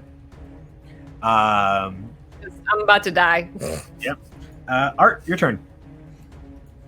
Did Bookie already go? Yeah, Bookie just went. He's Bookie now is- bitten into your new cat friend twice Ruh-roh. and makes Not doing making it look really rough. I am very limited on options here. So, lacking anything much else to do, I guess Art's gonna try to find another object that he can just send flying in the direction of Bookie. Yeah, there candle- looks to be like a pretty hefty, scroll case that you could fling. Perfect. All right, that scroll case is now going to fly in the direction of Bookie. Awesome. Go ahead and make an attack Dexterity roll. saving throw. Oh, dexterity saving throw. Mm-hmm. That's going to be a 13. That just fails. All right. So that scroll is going to fly in the direction of Bookie, explode upon impact, and hit him for 20 points of damage. 20? What spell is this? And how is it so powerful at level 1? 3d8, and it's only because it hits. I get a healing spell. Okay, I get a healing. The DC on that is 14, just so you know. Yeah, that's crazy though. Oh my god. So you this thing just gets completely obliterated. The pages explode. The pages explode, kind of like confetti, and the book falls. Let's go, and falls to the ground. And on that note, both the book and the scroll, whatever they were that I hit this thing with, are like destroyed too. Yeah.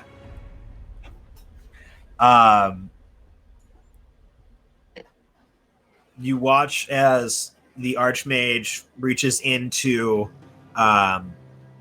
her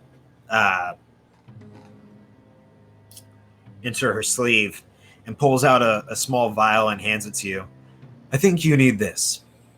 That's not her Thank voice. you. I think you need this. Gosh. Regular healing potion? Yes, and you get a regular healing potion. 44, right? Yeah. 2d4.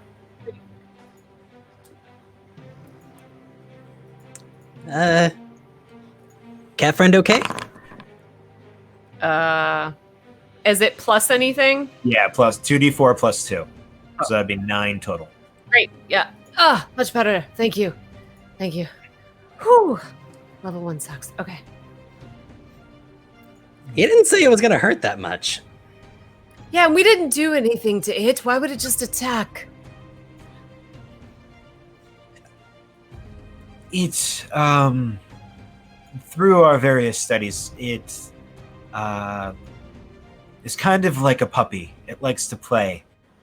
Unfortunately, the two of you have made pretty good work of it, and Puppy is no longer alive. Well, I mean, it did bite me and,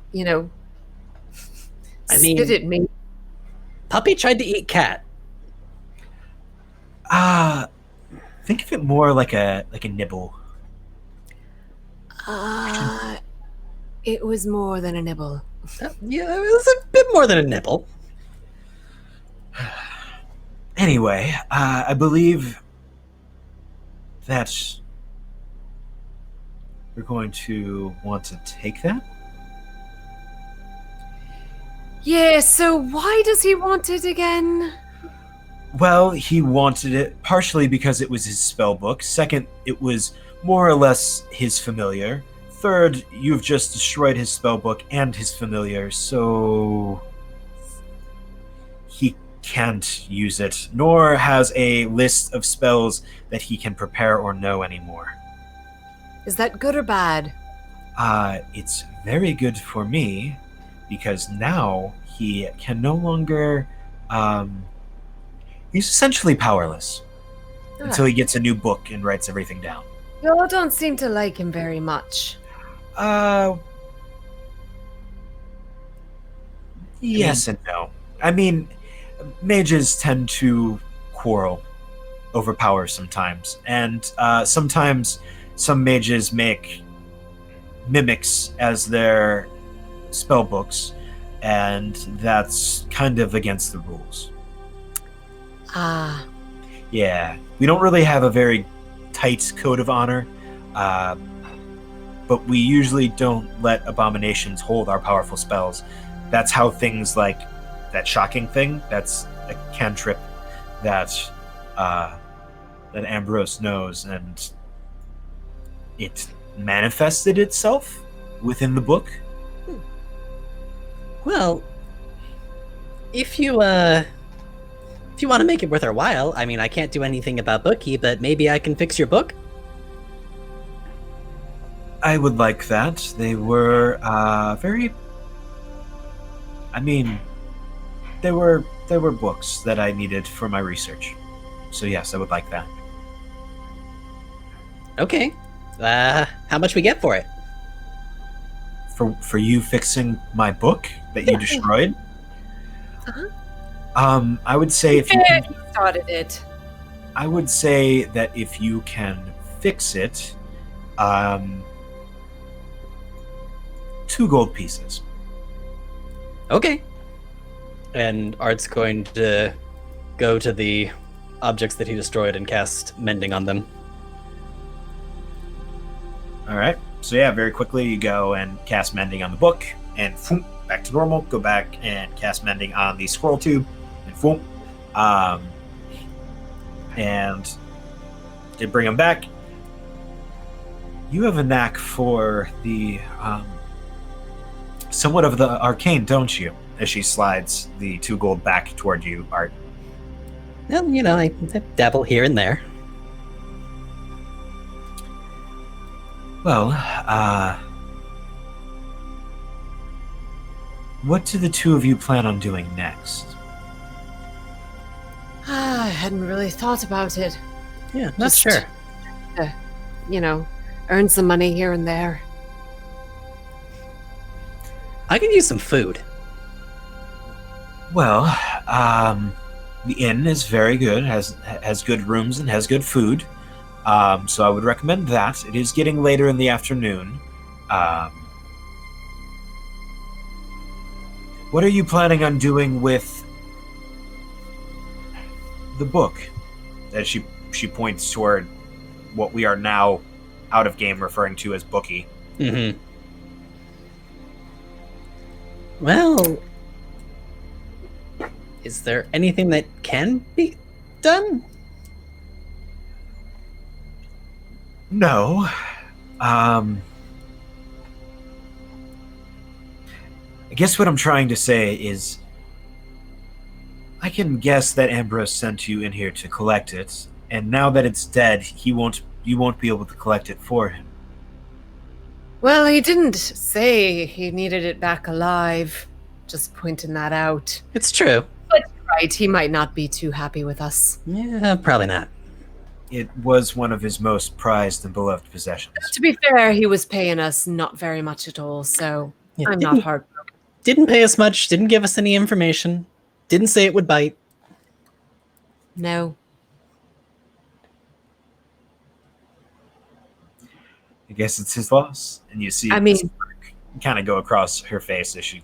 We have no affinity towards him whatsoever. I mean, he put us in shackles, so I mean, I'm Exactly.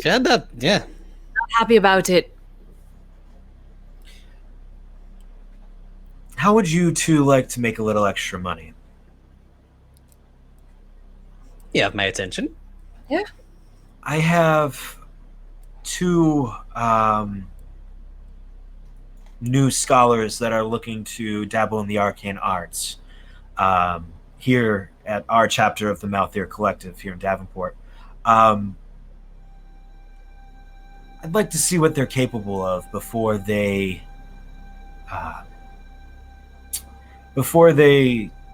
are initiated into the order. Okay. So, where do we come in? Well, your friend here seems like she doesn't mind getting hit by things, and you were incredibly handy with that catapult spell. That was a fun little trick, wasn't it? It was. So, I'm thinking tomorrow we can use you as a test of sorts for them. There will be gold in it, of course. Consider it a contract. A first of many for you 2. If there's dinner involved as well, I'm in. I mean, I'm not paying for dinner. You can go and stay at the inn. But I will pay you a generous reward, or a generous salary to perform these tasks. But I will warn you, these matches aren't deemed friendly. Real magic in the real world can kill you. That is a lesson that I tend to teach all of my students. So they must learn to use it deliberately and execute with purpose. Yeah. Art seems to take, for the first time, the words that they said seriously to heart. So. And she slides a small sack of coins across the table. Thank you. Yeah. That should be enough to cover room and food and then some. If you survive tomorrow, you will be given the rest. All right. Great. When do we eat? You could go as soon as now if you'd like. Okay. I mean, we've got nothing else to do. All right. Well, I will see you bright and early in the morning then. Oh, okay. Okay. Thank you. Right. Bye now. And Art about faces and looks for where this inn is. And Vale takes the very tattered book and puts it somewhere. I don't know. Awesome. I mean, So Art's you- pockets are clearly full by now. Yeah. So you wait. What did you take? What did you take, Art? 2 candlesticks with brass holders. Yeah. So you guys take the time. You exit from unlocking and exiting the office of Archmage Shalila, heading through the library, downstairs, out through the front door, and out into Davenport proper, back toward the town square, where you see the inn that was not mentioned to you, but was mentioned to you, called the Bobbing Blindcast. Bobbing what? Blindcast. Bobbing Blindcast. Okay. There's like a little fisherman with waders on, kind of half. Yeah. You guys go in, you order a meal, you start chatting a little, and that's where we will take our first break. Excellent. Eddie, Yes, sir. which one? I cannot say what that says. Slayer's Guild. Slayer's Guild. We will be I doing see. a giveaway Awesome. for Slayer's Guild. Ignore the video game Yep. thing at the bottom. Left But hand. still, exclamation point raffle, left hand. We will be giving away again. Nobody's gotten the gold set yet, but we will be giving away another set of these beautiful kind of aqua blue or sky blue, like really light blue, and silver dice from Slayer's Guild. Yeah, and we'll be back at All some right. point. See you Yeah. soon, folks.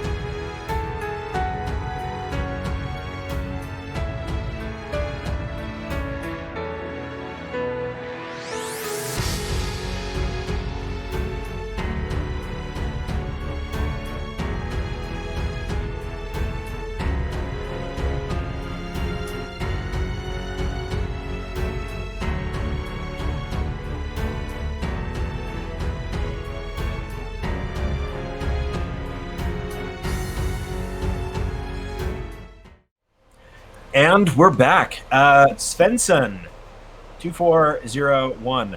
Congratulations, you have won an awesome set of super nice metal dice from our friends at Slayers Guild. Contact myself or our infamous god voice up in the ethereal plane, Chris Solo, to get your information to him, and we'll get those right out to you. Yeah. So other than that, let's get right back to it. So, as you guys sit down, I'm going to give you guys a chance to kind of chat a little, because I feel like you guys haven't done that. But you guys have some time over the course of the evening to kind of relax, unwind, and get to know each other if you'd like. If you guys don't want to, we can just skip to a long rest, but I feel like there may be some things there as you're enjoying a nice meal of roast duck. Along with the duck, Art makes it a point to make sure that he gets several extra helpings of butter. Butter comes aplenty. He takes a portion of it and stashes it away in one of his pockets. Now I'm concerned. Gonna melt. She's gonna. Are you not worried about that melting? Well, it's usually better when it's melted. It doesn't really, go down as easily when it's in solid form. There's so many questions I have right now. Butter's delicious. I never really got a lot of it where I came from. Do you have a container for it at least? You know what? That is a really good idea. I really should get a container for this thing. Do we have something that I can use to contain this thing? If you removed one of the candlesticks, I'm sure you could fit a stick of butter in a candlestick. Ooh, that's a great idea. In the candle holder. I don't know. I'm just trying to find a creative way to use what you already have. Actually, yes. And it's gonna melt everywhere. So Art is going to take one of the holders for the candlestick. He's going to remove the candle from it, put the butter into the holder, and then take a portion of the candlestick and use the wax from the candle to seal it closed. I love that. I love it. Oh, okay. Vale's great just idea. like, You're full of those. Well, you do like your butter, don't you? It's so delicious. It was one of the most amazing things that I discovered when I came to these, civilizations. So where did you come from, actually? Where they don't have butter. Though, to be fair, I guess I haven't had much butter in my life either. Come to think of it, it was a luxury. Yeah. It's most of the stuff that I had where I came from was typically pretty raw. I mean, even this thing, it's cooked. I mean, look how crispy it is. I mean, this is so unusual to me. Usually it's just we just take it right out from the field and then just eat it right there. Yeah, I didn't have much good food to eat either, so I agree. It's pretty tasty. Yeah, in the mountains, you don't get quite the same luxury as down here. So everyone seems to think that it's very unusual that you're here. Do your kind not leave the mountains all that often? Yeah, well, I'm a bit of an anomaly. Most goblins are not like me. No. I've not had much interaction with your kind. I don't think. Have I? Would I have crossed paths with any goblins? You maybe an occasional one in the pits, but as a whole, not too much. As a culture, no. Yeah, I don't know much about your people. We tend to keep to ourselves a lot. That I understand. Mine are the same way. At least I think they are. Your family far from here? I have no family left. Oh. My family was slaughtered when I was young, and I was taken away. My entire clan, for that matter. I don't know if there's any of them left. Oh, well, I'm sorry. I would like to get back there one day, though. But truth be told, I'm not really sure where it is or what it's called. Yeah.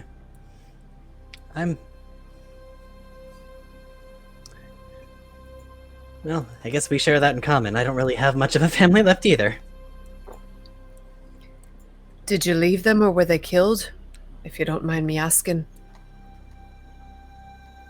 So how's this duck? I mean, isn't this just great? I see you don't like to talk about it. I understand that. It took a year's worth of healing before I was able to talk about things. I respect that. When you're ready. The duck is very good. Yes. I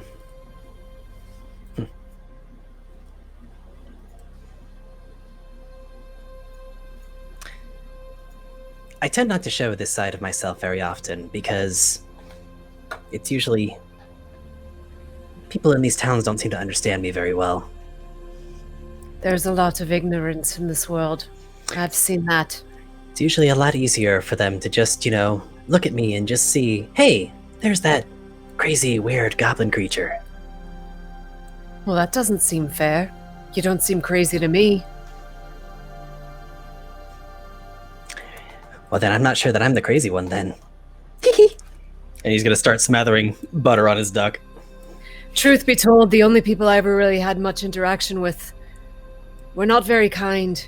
So, you seem like you have a good heart. So in my book, that doesn't make you crazy.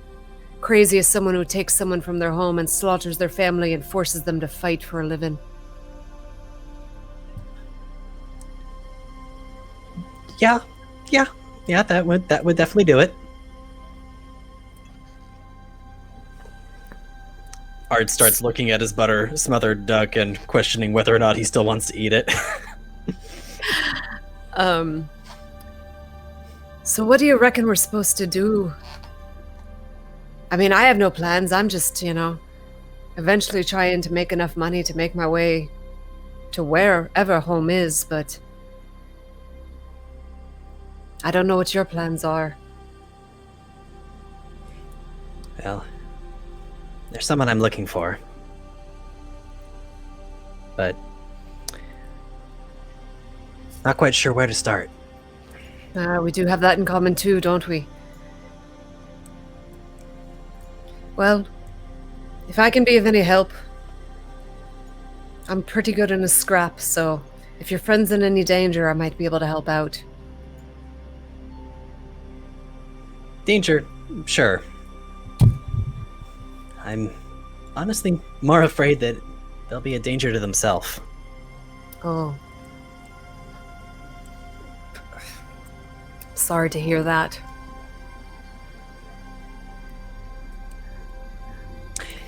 Anyway, but to get to where we need to go, we need money. And to get money, we need to find someone willing to pay us. And since we didn't have too good of a relationship with our last employer, it might be, good for us to make good with the one we met most recently. Yeah, I can agree with that. They seemed okay. At least they were forthcoming about what we were supposed to be doing. Yeah, they did mention something about, death and horrible pain, so at least they were forthcoming about that. You know what? Pain is nothing. Pain is weakness leaving the body. You have a very dark outlook on life. Yeah. And just so a point of reference, if you haven't noticed, she's got a large scar across her face and scars all over. There a story behind those? There's many stories. But, yeah. When I was taken, a group of bandits invaded my island, and for some reason they chose not to kill me, but they took me back and to civilization, whatever that is. They forced me to fight. I had no choice. I had a collar around myself. So if I ever tried to run away, it was a magical collar. You might even be interested in that. They would activate it, and it would cause immense pain. So for years, all I knew was the barracks where I slept and the pit where I fought. But I survived, and eventually I had the power to take them down.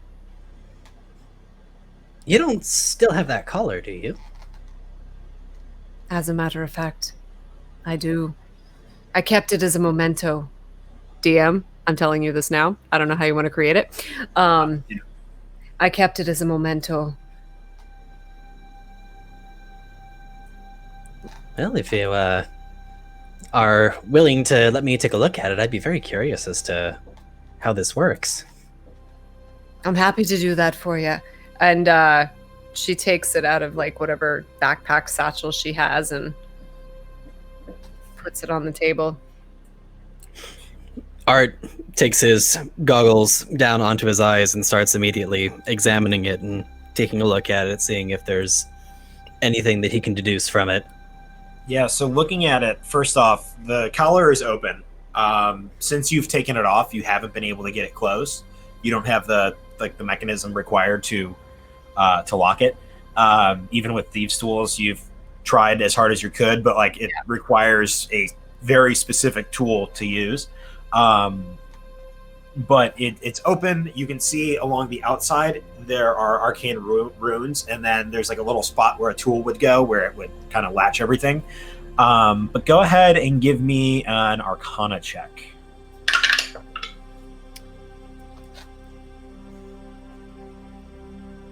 +4. With a total of 5, you kind of look at it and you're like, "Yep, that's like a choker thing, manacle thing." Yeah. It hurt. Seems like it must have. You can tell the runes are arcane, but like other than that, you're just like, okay, cool, magic runes. Yeah, it's definitely magic of some sort, but I don't think I can make out quite what it is. This is beyond me. Well, maybe eventually we'll find someone who understands it. Perhaps the woman that we're helping now, she might she has a very powerful book of magic, so she might understand these things better. Absolutely.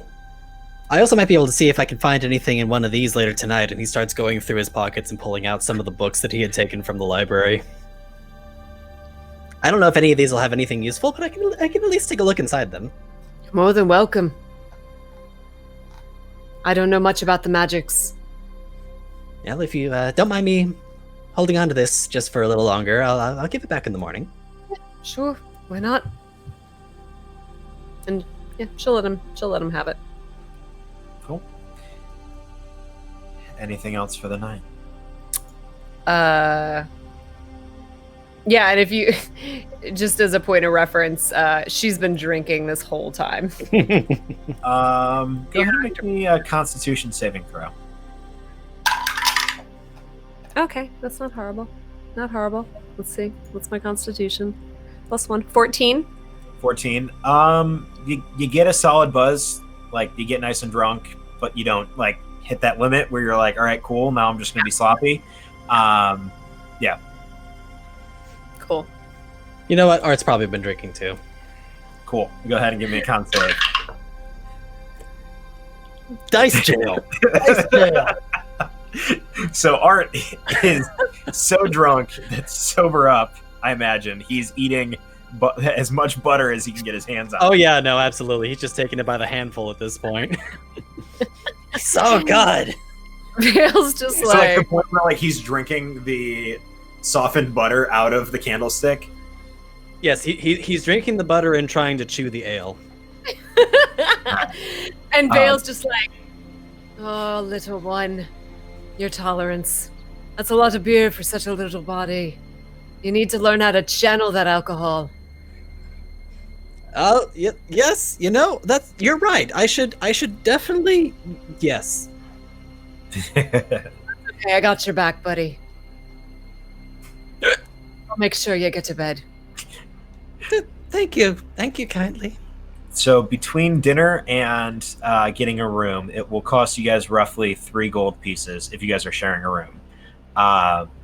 Which was, if looking in that small pouch that Archmage Delilah gave you, you'd see 10 gold pieces within it.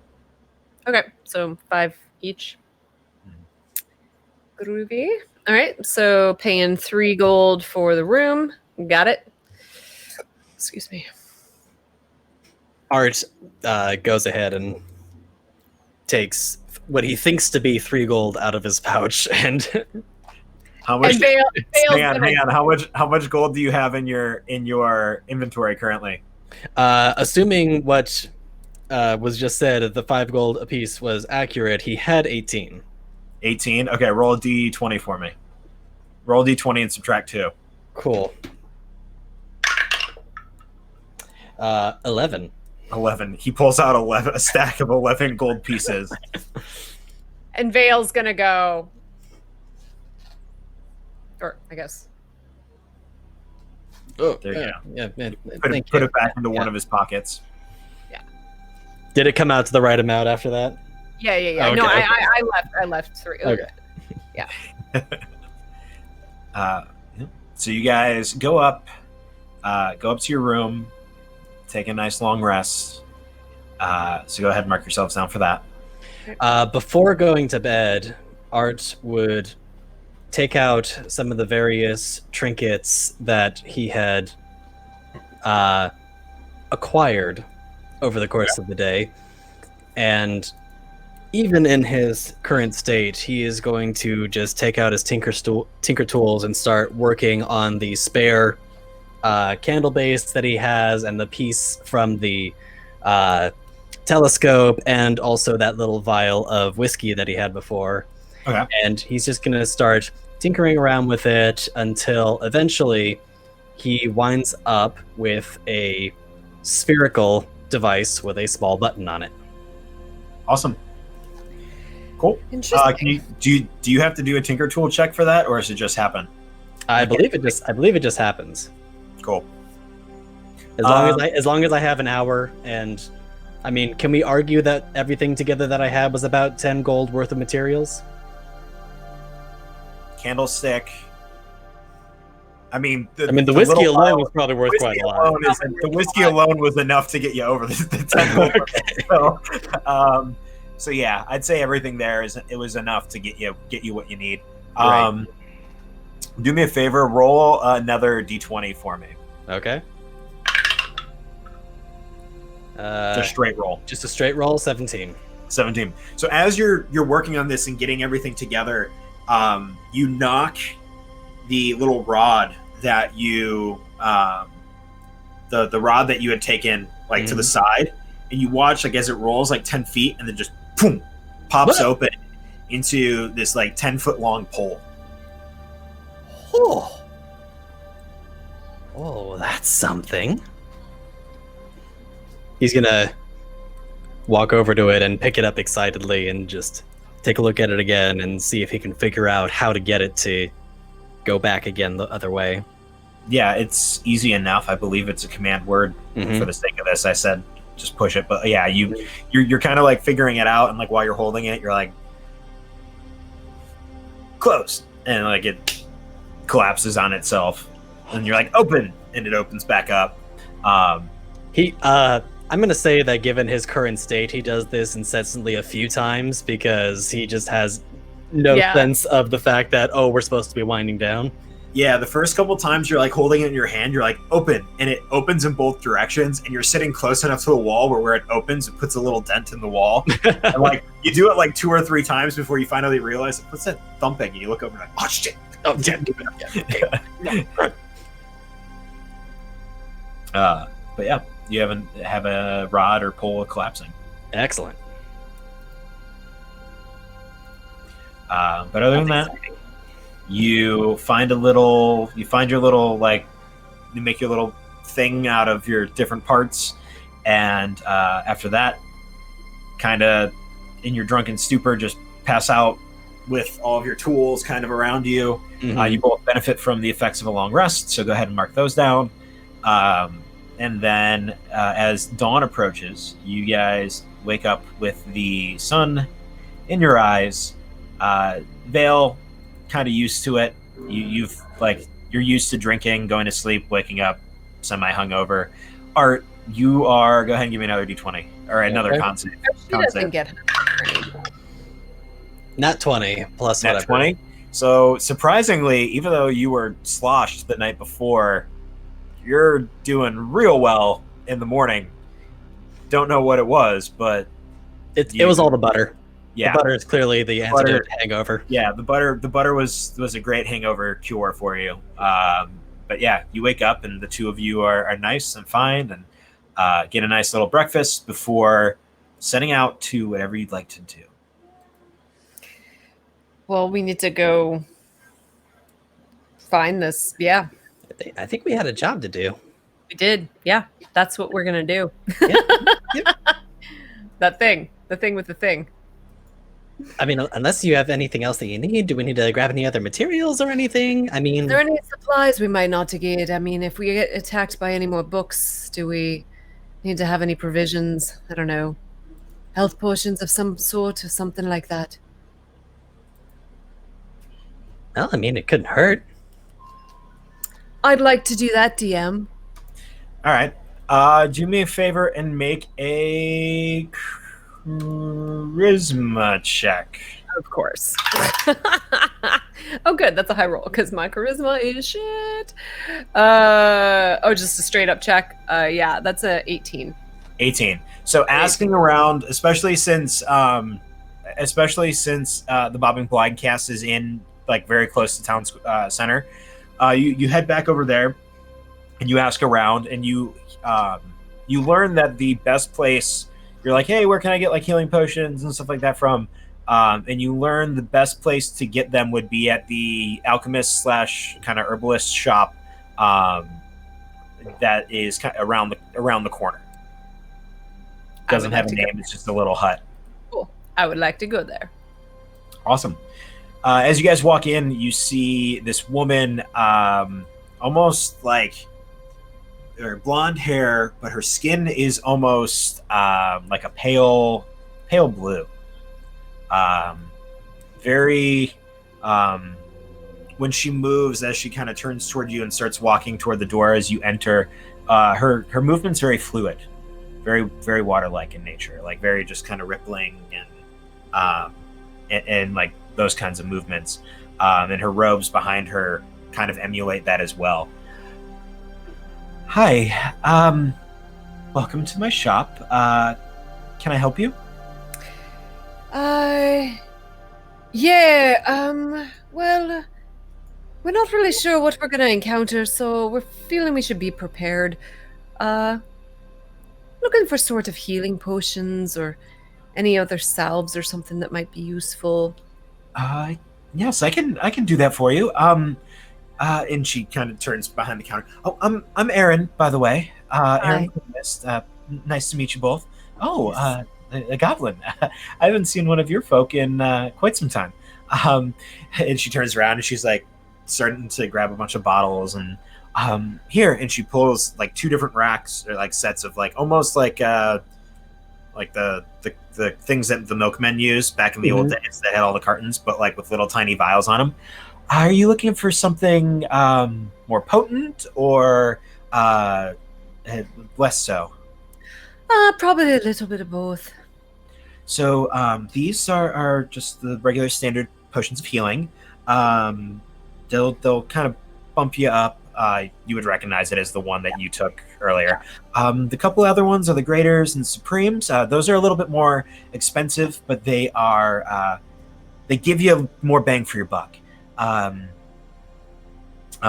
Which would you like? Art, what do you think?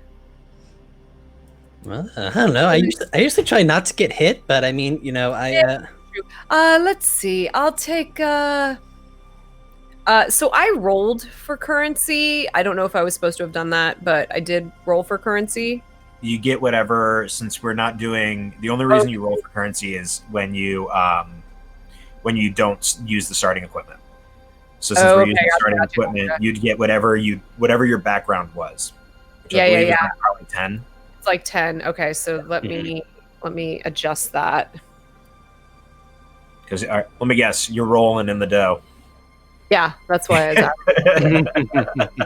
Okay, so how much are the different items? So the regular healing potions are 50 gold pieces each. The next step, the graders, I believe, are 150. They may be a little bit more. Regulars are 50 each. Yes.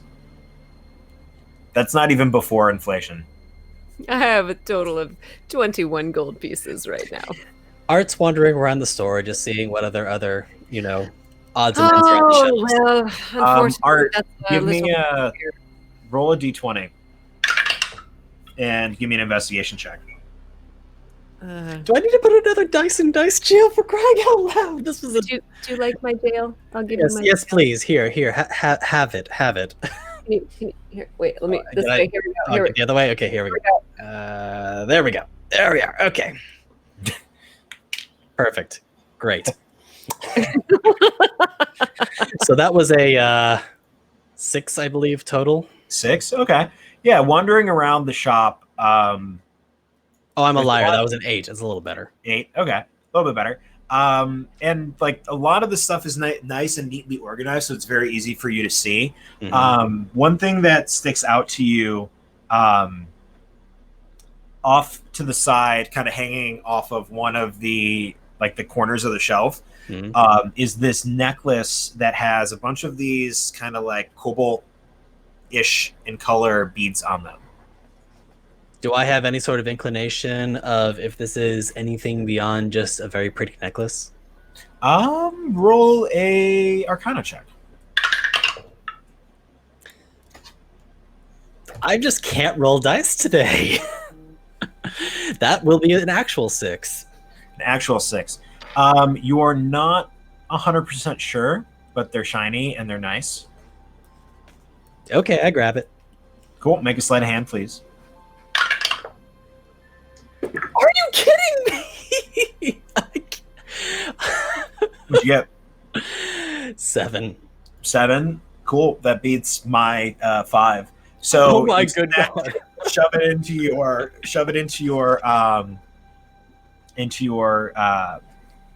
robe, and then Shiny kobold necklace. yeah, you shove it into your robe, and then kind of wander back over to Vale. Mhm. Well, unfortunately, life is a lot more expensive than I thought it was, Art. Doesn't look like we'll be buying anything here. Well, that's too bad. Do you have any other items in the back that we might be able to peruse? Are you looking for anything in particular? Yeah. Maybe anything that'll sustain us. I did have this necklace, and she walks over to the shelf where you just were, Art. Cool. While she does that, I'm pocketing some healing potions. Make a sleight of hand check. The reason I asked. Oh, that is a nat 20, baby.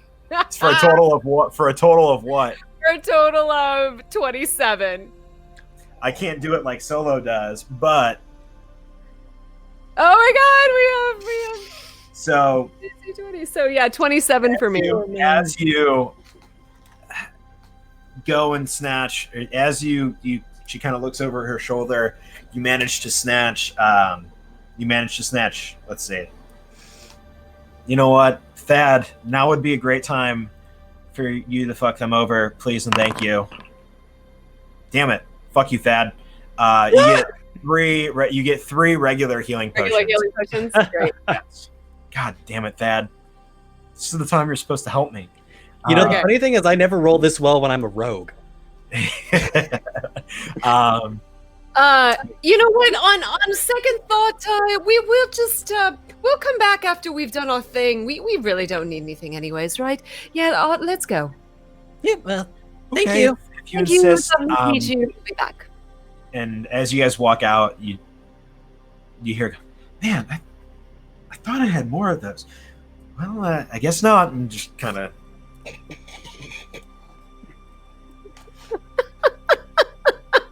We're just gonna pickpocket our way through this This town. town will have nothing left by the time we're done. I literally rolled a natural 20 for a 24. I thought I had you. Oh, So, I was so Yeah, I have ready. I have a +7 to sleight of Yeah, hand. real. Just remember, if you guys get caught stealing, you're also with the goblin. but She only steals what she needs to survive. I feel like, the fact that healing potions are 150 gold pieces worth of healing potions. So let me just say, I feel like that this is a statement about the cost of healthcare in Kantor. That is a really expensive healing potion. Hey, I feel like what I will say, a common out person. of game, what I will say is this is prior to donation inflation. Because the more healing potions get donated, the higher the cost of healing potions. Gotcha. This is just standard what they are in D&D. 50 is just the standard what they are. And now you have 3 of them. Cool. So where are you guys going next? Did we have any sense, Art, where we could start with this? I'm trying to.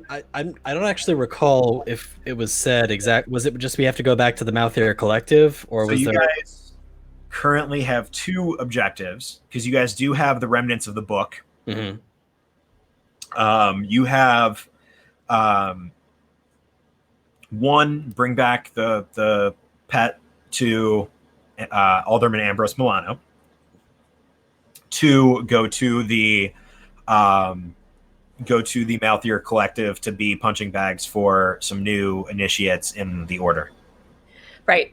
So, do we give him the bad news, or do we go see what we can do as punching bags? If we go deliver the bad news, we'll probably wind up in shackles again. Yeah, you know what? Why don't we just mail the book back? Yeah. Let's do that. Is there a post office in Kantor? Yeah, so you can very quickly find the post office Or a messenger boy. Yeah, messenger boy. It'll cost you, since it's so close, it'll cost you 1 gold piece. It's usually, you guys would both know, usually when you're sending parcels or letters or like anything through a messenger system, it's usually generous to tip. Yeah, that's fine. Typically 15% is acceptable, but most people probably go 20 or 25%, making my views known publicly. That being said, you can tip as generously or as ungenerous as you I want. will give the messenger 2 gold pieces, because math. Yes. There we go. Sure. There you Hopefully that's 15. That's more than enough. That's like 100%. That's 100% tip. Yeah. Vale doesn't want to split the gold coins in half, so she gives 2. So He's she like- gives the messenger 2 gold and be like, Now just make sure that it gets there. And if he gives you any trouble, this is a little extra for you. Is there a message that you want to go with this? Uh, Or do you just want me to hand him this we found him like this. papers and Yes. you found him like that? we Okay. found it like this. Okay. And who is this from? He'll know who it's from. Okay. Cool. And you watch as this younger man, like early teens, runs legit across town square into town hall. Okay, time to go now. Yeah, let's go. And then you guys head to the gates of the Malthir Collective. The guards let you in. And as you get to the front, the half-orc that was sitting there kind of ushers you in as well. And standing right in the center of the first level of the library is Archmage Delilah. And on either side of her, you see the halfling from earlier. And you also see another half-orc standing beside her as well. Are we ready to begin? Yeah, so what exactly is going on here? And you two go prepare. I need to instruct them on the manner in which you are, your trial is to be conducted. And kind of ushers the halfling and the half-orc out of the way, and they run to a door kind of excitedly to try to start getting prepared for whatever's about to happen. So, the way we do initiation is, like I said, to teach that magic in all of its greatness is very dangerous at times as well. So our pupils need to learn when to use magic forcefully and when to use it to use it in a less forceful nature in order to prevent deaths of people around them. So this exercise will be seeing how they handle that.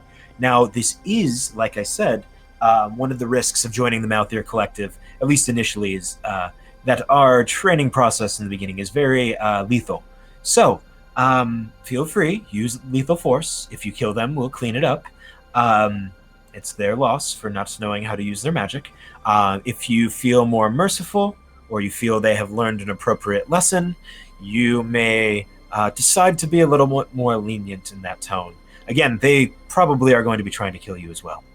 Right, and what do we have to protect ourselves?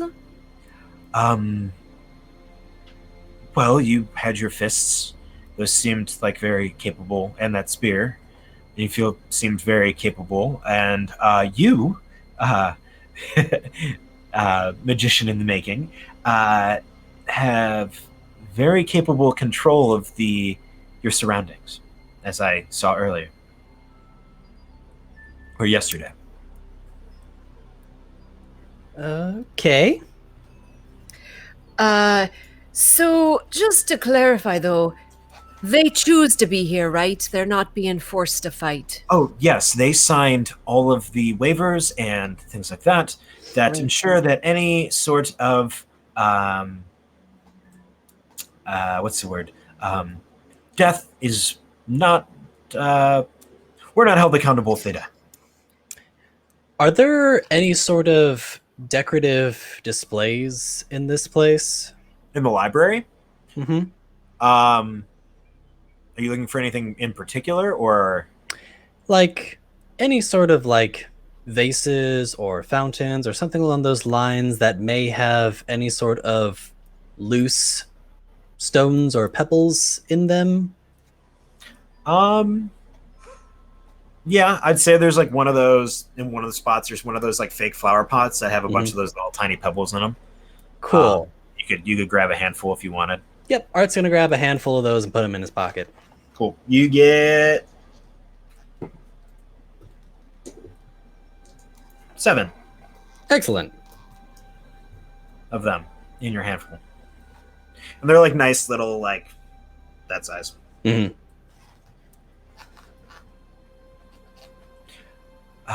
Are the two of you ready? Yeah. Sure. Still not quite sure what we're ready for, but yeah. Awesome. Mages in training, I guess. Well, not you. No, not us. Yeah. Yeah. You. Maybe the goblin is qualified. You not so. And she's like, "Oh, follow me," and she leads you through one of the. This is one of our training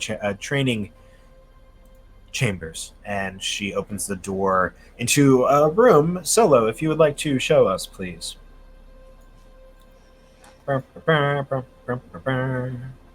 Here comes the room.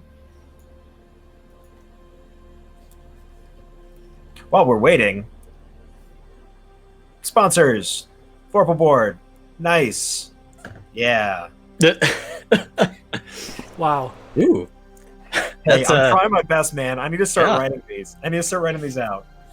That's definitely going to be the new slogan. Vorpal board, nice. It's like Wayne's World. New print, little, yellow, different. Vorpal board. So you see this nice little chamber. There's some tables off to either side. In the center is this small fountain with a bunch of arcane runes around it. And then there's a couple other smaller fonts on the opposing side. The two other initiates are on the opposite side of the fountain, probably like closer to each of the back fountains. And then your girl, Archmage Delilah, is just chilling in this chair over here, getting ready to watch whatever happens. Is there anything identifiable about the runes in the fountain or anything useful that we can discern from our opponents?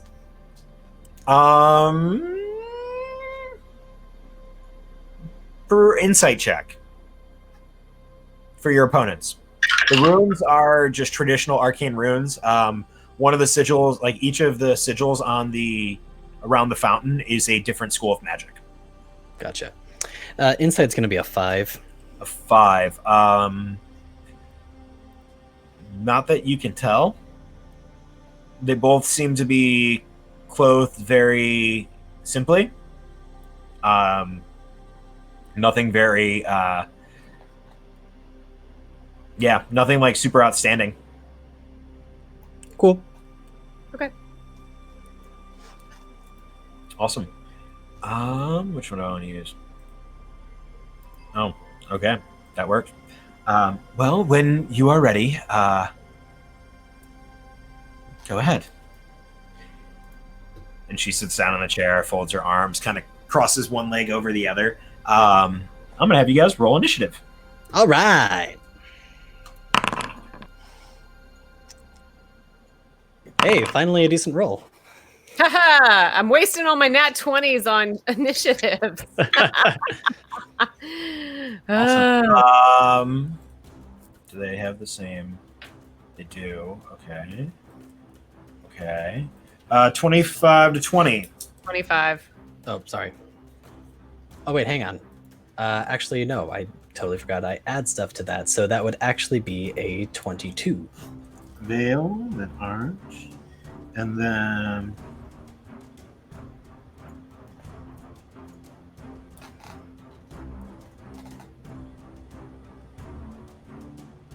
Awesome.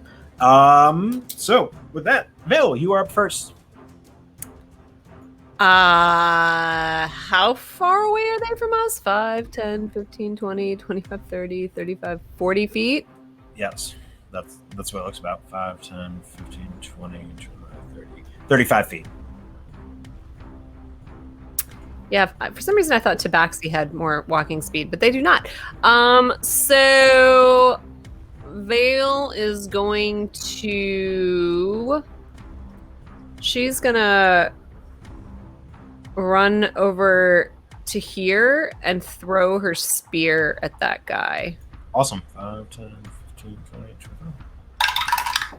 And probably miss. What'd you get? A 12 to hit. A 12 just misses. Yeah. Cool. She's gonna hide behind this. Awesome. Cool. 5, 10, 15, 20, 20. How far away is she from this guy now?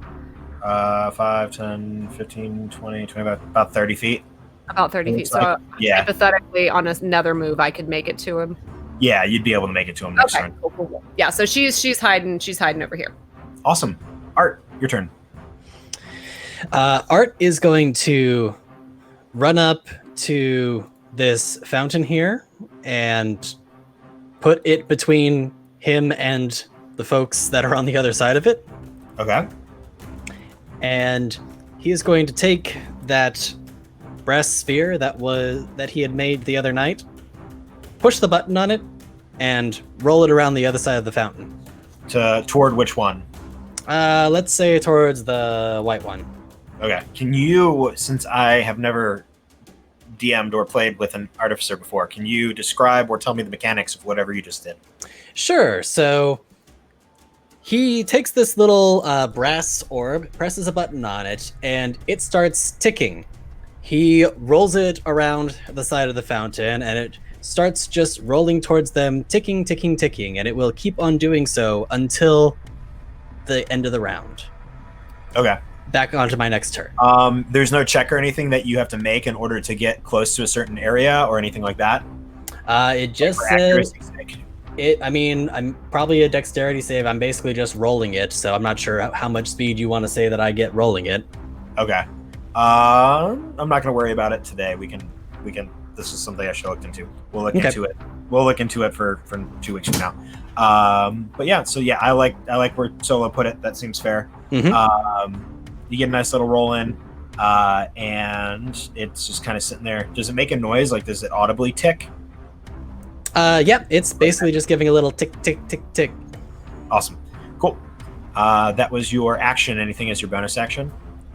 Art is going to reach into his pocket and touch 3 of the pebbles at the top of his pocket and just hold them in his hand. Awesome. Cool. With that, the halfling, who is the one in the white, is going to run over. We'll run over here behind this chair. And then we'll cast a firebolt at Art. Ouch caboodle. How does a 15 to hit sound? 15 matches. 15 matches. So you will take 3 points of fire damage. Do you round up or round down? For what? I have resistance to fire. Oh, you do. So then it would be round down. So you take 1 point of fire damage. Excellent. Nice. Awesome. I've been blown up one too many times. I'm used to this stuff. The other guy is going to run to this chair here and cast a firebolt. Send a firebolt toward Vale. Oh, I hate being a level 1 monk. I hate it so much. And that's gonna be a 19. That's gonna be a 19 Oh yeah, that hits. for 5 points of damage. Jesus. Ooch. Me. Back up to the top of the round. Vale, it is your turn. Yep. Where did my spear land? Your spear fell short, so kind of like here-ish. Great. I'm gonna run, grab my spear, and stab him. Cool. Go ahead and roll an attack. That'll hit. Okay, thank you. 23 to hit. A 23 does indeed hit. Great. And that is going to be 7 points of damage. And then I am going to claw at him for 17 to hit. Yep. And that is going to be 9 points of damage. Actually, he's going to use his reaction to cast shield. So you go Yes. to swipe at it, and the second time around, you watch as he lifts up his hand, and this arcane shield, like this bubble, is around the front of him, and your claw just bounces right off. Okay. Cool. That was annoying. That was her bonus action. Wait, so opportunity attack is still separate from a reaction, right? So even if I moved, it would still provoke an attack of opportunity. It would, but he's already used his reaction, so you could potentially. That's what I was thinking. Yeah, so I'm gonna. You would have, let's see, 5, 10, 15, 20, 25. You'd have like 5 feet of movement that you could use. Oh, okay, that's right. I did use most of my movement. She's about right there, so. Yeah, how far is it to get behind here? Looks about 10 to 15 feet, or maybe a little bit more. Is that correct, Solo? Yeah. Cool. Yeah. She is going to use feline agility, or is that's not an action? Can I just activate feline agility and hop behind there? Does it say in the description? It says when you move on your turn, you can double your speed until the end of the turn. Yep, there you go. Right. Then yeah, I'm no, doing it doesn't require anything. So you zip right around here. Yep. Awesome. And I'm crouching. Art. Oh, point of reference. Are there ceiling walls? Is there Yeah, a there's- ceiling? Walls and ceilings. The ceilings are vaulted. They're about 15 feet high. The walls are kind of smooth stone, but if you really wanted to, you could attempt to climb them. No, just curious. Okay. Thank you. Art, does your thing blow up now? So I actually wanted to ask you a question about that. The text reads that it detonates 1 round after the button is pushed. I wanted to see if I had time to do an action before that, or if it detonates right now. I would say it would be the start of your turn. If Okay. it's 1 round after, because you use your action to toss it, so it'd be right at the start. Cool. Then it what detonates right now. What's the schematics of that? 5-foot radius, so I don't think anything is within that radius right now. No, he managed to just get out of the way of it. Yep. Does it? It still does damage though, right? So go ahead and roll damage. To anything within a 5-foot radius. Yeah, the pedestal is technically within the radius. Okay. So I want to see how much damage it does. Or not pedestal, the fountain. Then the fountain would take 2 fire damage. 2 fire damage. Awesome. Cool. With that, let's see. And Oh, it's your turn. yeah, I still get my turn. I know. I forgot about my bad. Cool. So, with that not having worked the way that he hoped it would, Art is going to take a little bit of that butter that he had stored away in his cloak earlier, and he's going to just rub it between his fingers, and suddenly it seems like it is coalescing to a slightly larger form than it normally would, and he is just going to throw that in front of him as it expands into a line of grease on the floor. How long is the line? 10 feet. So it goes 10 feet, like in that direction. Mm-hmm. I am so reading up on artificers after this. I mean, it just seems like a lot to keep it track of, though. Cool. So you cast some grease in front of you. Now, is it like a cube, or is it just a straight line in front of you? I believe it's a square. Let me see here real quick. 10-foot square centered on a point within range. What's the range? The range is 60 feet. So you could put it anywhere 60 feet around you. Yes, I would ideally like to have it somewhere that it is in range to catch under the feet of the white figure. Okay, yeah, you can put it pretty much right on top of them. Like, well, Right. Yeah. And if you'll allow it, Art would like to use his movement to run and slide on the grease towards this person. Sure. What do you have to do for grease? Grease just makes the floor super slippery. Basically, each creature standing in its area must succeed a dexterity saving throw or fall prone. If you move into it, do you have to make that saving throw? Where is the Most grease? likely. The grease is right in this kind of 10-foot cube right here. Yeah, a creature that enters the area or ends its turn there must also succeed on a dexterity saving throw or fall prone. But Underneath, halfling dude. But I'm intentionally trying to like baseball slide across it. Give me an acrobatics check. Acrobatics is going to be a 9. 9. Okay. I'd say you get over to this side, but you're still prone, Okay, so you won't be able to stand up quite yet. so that didn't go quite according to plan. Oh well. I feel like there's got to be some like backdraft to you using it on yourself. Let's see. I mean, I'm already prone, which would have been the effect. The halfling is going to use another firebolt on you. And since you're prone, it's with disadvantage, and you're in melee range anyway, so disadvantage. He's not quite smart enough to figure that out yet. So that's going to be a total of a 13. 13 misses. Misses. So he kind of like, and like shoots it out. He would have to make a save right at the beginning, wouldn't he? Let me double check that. I don't know if it's at the beginning or at the end, but let's Alright. see. I rolled it either way. Yeah, just if he's standing in it, he makes the saving throw. Awesome. And if So he that would enters or be ends his turn there, dexterity saving throw, mm-hmm. that'd be an 8. which fails. So he falls prone. And while he's trying to cast it, as he falls prone, it just kind of wildly shoots in the air up toward the ceiling. The half orc is going to turn toward you. Vale,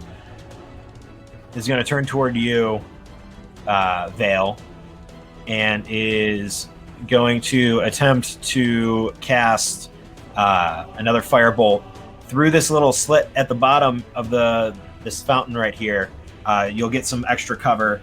I was gonna say, I feel like that's got to be a disadvantage or something. You're at 3/4 cover, so whatever your AC is, add a 5 to it. Right. That will be a dirty 20. That will not hit. That will not hit. Cool.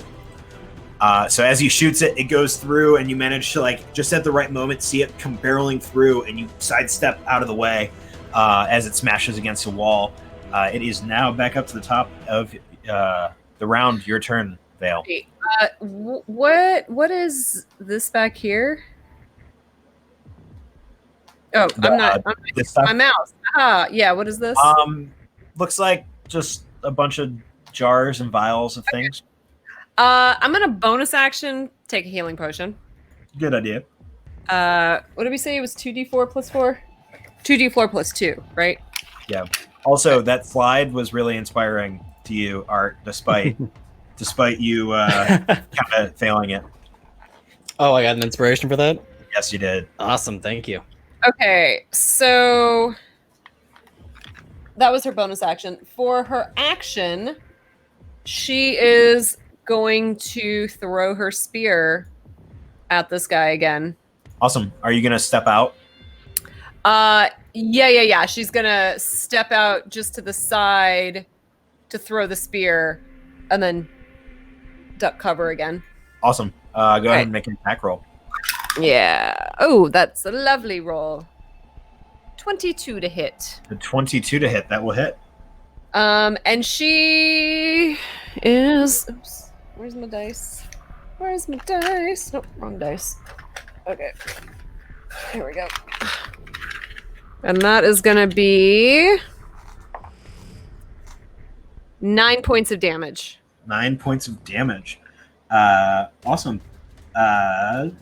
He is looking mighty messed up right now. And she's going to yell at him. He's like coughing out blood. Yeah, she's going to yell at him. Do you yield?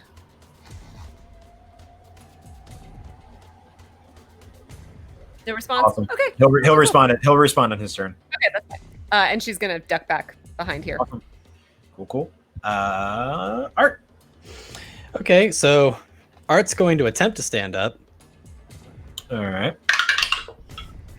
and fail miserably. Okay. So he's going to attempt to stand up, slip on the grease again, because, this was a great plan of his.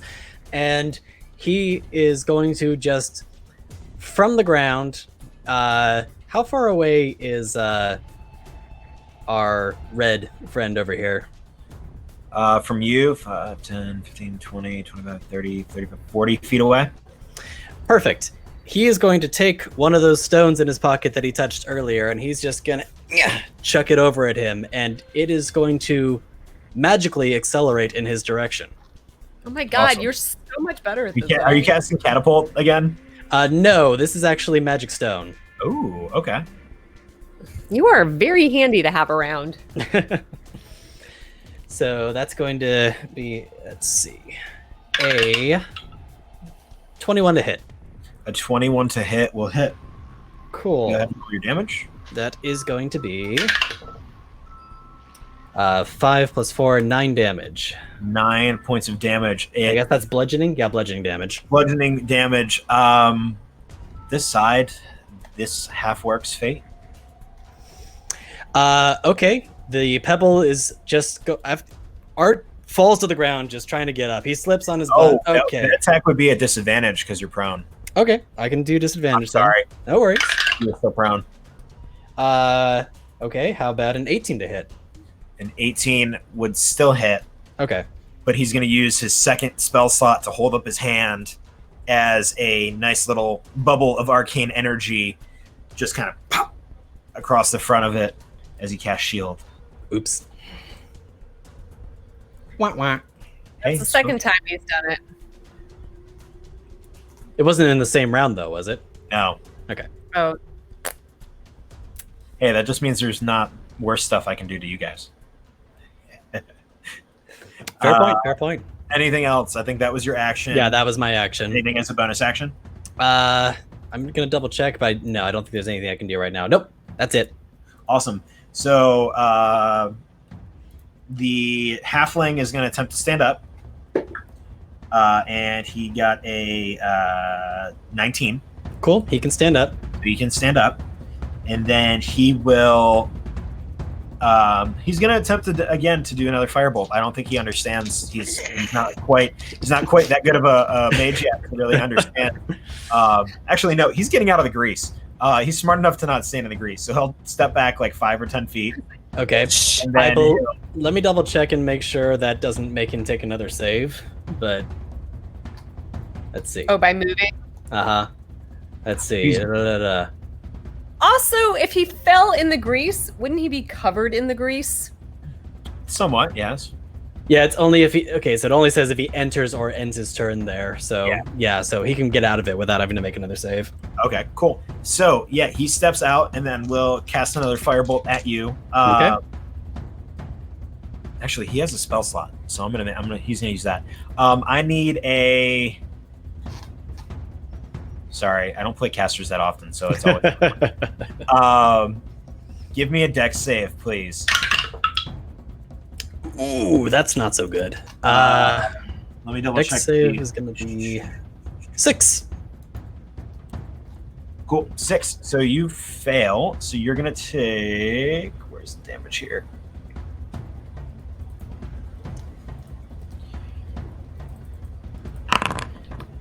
Oof. What did he do? What did he 15 cast? points of fire damage, halved to 7. Correct. Ooh. So again, if he's covered in grease and he's playing with fire, just wondering. He'll take half that damage as it backfires on him. Oh, good. Oh, good. Your complaints have been noted, Lindsay. I'm just asking. I mean, science. Yeah, So, but like science, fantasy, magic. Come on. a point of interest. A point of interest. Yes. If you already have resistance to something and you get resistance again, does that do anything or is it just moot? So if you're resistant to fire damage and you were to get like half damage from something, it's quarter, but you can't have resistance on top of resistance. Cool. I was debating whether or not I was going to use my reaction for something, and based on that, it's pointless. So never mind. What spell is it? Because that might be Absorb elements. You can use absorb elements because it takes away some of the damage, or does it just give you resistance to the damage? Captures the incoming energy, lessening its effect on you and storing it for your... I guess I could store it for my next melee attack if I really felt like it. Actually, yes. You know what? I am going to do it anyway. There you go. So cool. So yeah, it's still a useful spell, even if it doesn't stack. Mm-hmm. Cool. So art's looking rough. Then your boy, Orky Orc is going to step around. So I had previously yelled at him. Oh yeah, Heal, he's gonna spit out some blood from where. Fair enough. No one gets into the Malthir Collective by playing it safe. And he's gonna point his hand at you and cast another firebolt. Oh, I can't wait till I level Because up he's and out I can. of spell slots. And hang on, I get to show you one of my favorite features. I can't wait till my monk is higher and I can dodge out of the way of these attacks. So you watch as he points his hand at you, and this globule of fire spouts, and he goes to point at you and send it at you. And he's like, "Wait, no!" And the fire just explodes in his hand, washing over his face because I got a nice old nope. Nope. Got natural on ones. Firebolt, you were casting Firebolt? Firebolt, and so the spell blows up in his hand, and he dies. Oh. Becomes I was incinerated. just gonna tie him up, but wow, okay. This guy here is incinerated and dead. Great. Halfling already went. So is it my turn again? So Vale, it's your turn. Okay. I am going to do feline agility again, and Feline agility resets when you don't move for a single turn. So when I leaned out to throw my spear, was that considered movement? Yeah, because you had to move a significant amount to avoid him getting cover. Like you would have had to at least step out 5 to 10 feet. Because I was hiding here. Yeah, and he was back here, so you had to step. Oh, because I that thought way he to get a was good right. shot.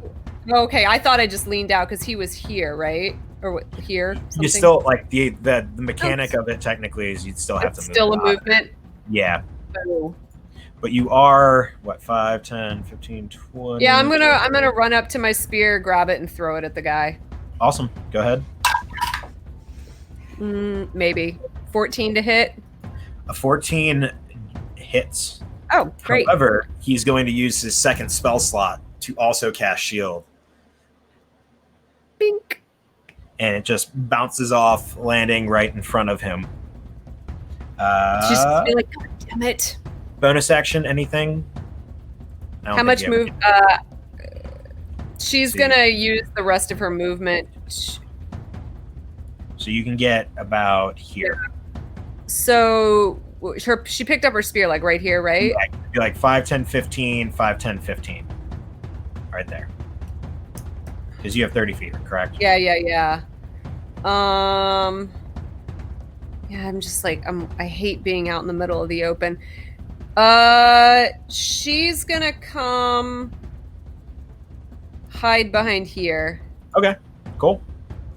I mean, she's still moving forward, but she's flanking, sort of. Sounds good. Art, your turn. Cool. So, I'm trying to see what the best way to go about doing this is. Yeah, Art's gonna try to stand up again. Can you read the mechanic again? Is it at the end of your turn? What? Because if it's at the end of your turn, you don't have to do it at the start of your turn. Oh, that's true. That's a good point. Because you can stand up and walk out as your turn, like as your movement. Yeah, that's a fair point. Yes, so cool. I'm just gonna stand up then. So that's half my movement. So stand up, and then you'd have 5. Your goblins are 30, correct? Yes. Okay, so you'll have plenty to get to him if you wanted to close the distance. Yep. Art is going to stand up, get out of the grease, and pull out his light hammer and attempt to smack this guy. Awesome. Go ahead and roll an attack roll. Oh, that's not bad. Let's see. That's going to be 17, and I'm going to use that inspiration die just to be safe. Awesome. What is that, a d6? A d6, correct. So 17 plus 2, 19. 19. Yeah, that hits successfully. Excellent. So that's going to be a d4 plus. Art is, still has some remnant energy from that fire blast from the last time, and that energy channels into that hammer as he does his retaliation with his absorb elements and adds some fire damage to this attack. So that's going to be, it's a 4 bludgeoning damage from the hammer plus 3 fire damage. So 7 Better than points I'm total. doing. Jesus. 7 points total. He is looking real rough, like on his last legs. Awesome. Kind of spits out a little bit of blood. Do I have any movement left, or was that all of it? That would have been all of it, because there's from where you're standing, it's about 15 feet away. Art is right there. Can I use a free action to really quickly say something? Yes.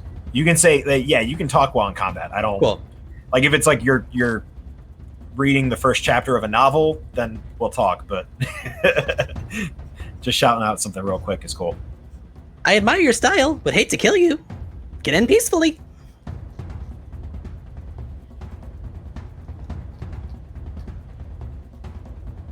Yeah, I was told, like, not to give up. So, like, if you want to knock me out, that's cool. But, like, I'm going to have to try to still hurt you. And he'll pull out a dagger from his belt and make a swing at you with his dagger. Art is right on top of the halfling. Does a 10 hit you? It does not. So he pulls out this dagger and swings out at you wildly, and you just kind of take a little hop back. But other than that, he doesn't do anything. Nothing else. Yeah, that's all for his spells. Vale, your turn. How far away is he? 5, 10, 15, 20, 25. Little over 30, it looks like.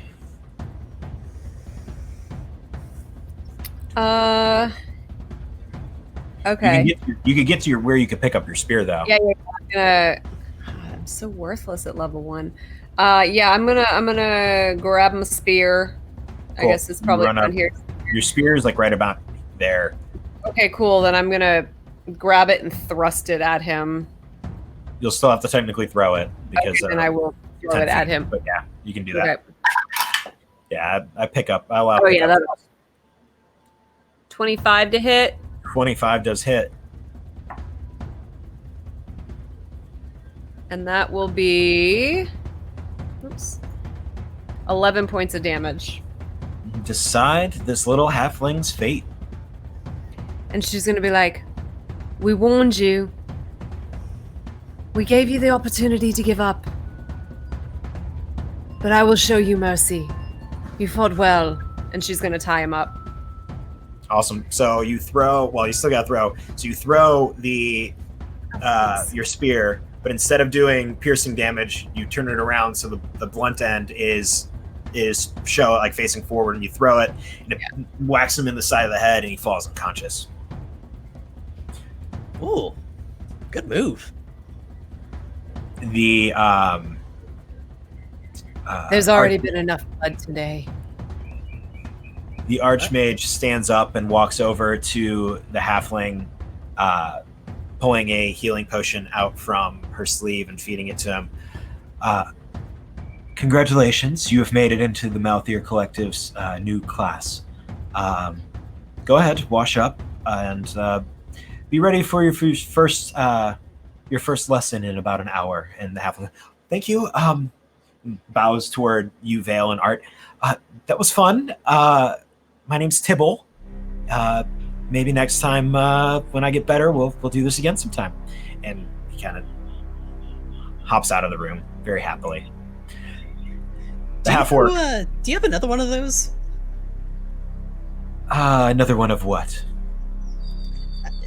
I'm not feeling so good. I would love one of those little vials you just gave them. Unfortunately, I do not. You run active battles, potentially to the death, and you don't have more healing potions. Like I said, everybody signs a waiver. Their death. We are not. The Malthir Collective is not liable for any deaths within the premises of the mansion during training training procedures. Okay, so no hard feelings about the explosion earlier. Not our fault. No. That'll we can cast mending on it, and it'll be good in like a minute. And sorry about the other guy, but technically it was his fault. Like I said, magic is very dangerous, and unfortunately, he could not handle his own power, and thus is a burning corpse in the middle of the room. Well, I believe we did all that you asked for. Yeah, I think there was a speak of some compensation. Gold. Yes. Here you go. And she hands you another small sack containing 10 gold pieces. Total. Now, have you finished all of your business, or any other business that you've had here in Davenport?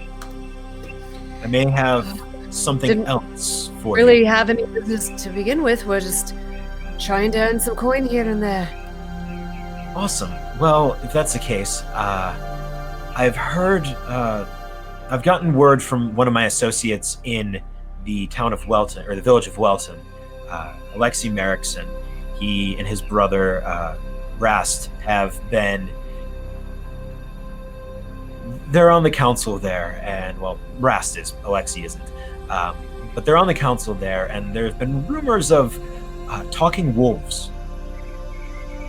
I have been meaning to send one of my apprentices out to check it out, but you two seem like a more cost-efficient and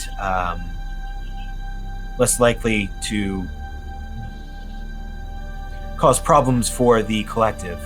Also, you're unbiased, so your opinion will be doesn't have to wholly be in our favor. But if you're willing, I would like you all to, or you two, to go there and speak with Rast and Alexei about this, and hopefully take on the assignment and figure out why these wolves are talking. Yeah, I've never heard of talking wolves before. That's a new one. No.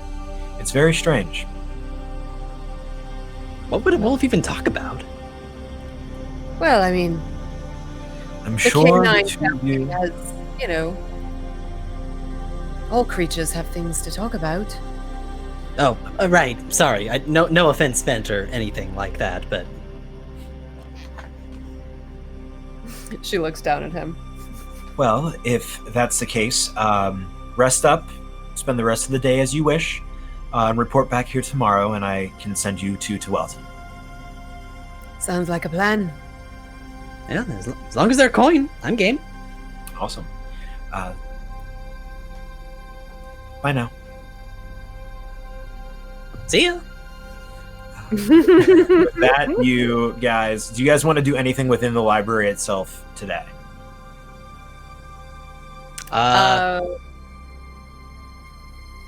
You mean like look for more books and stuff? Like if there's any, so you guys basically got a free day at this point to do things that you would like to, whether it's crafting items or doing some research or things like that.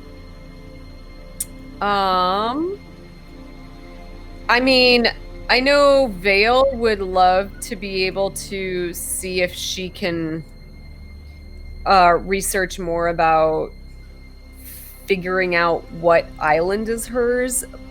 And I know Art's got the collar that I gave him, which of course she would be interested in that as well, but I don't know how time consuming that would be.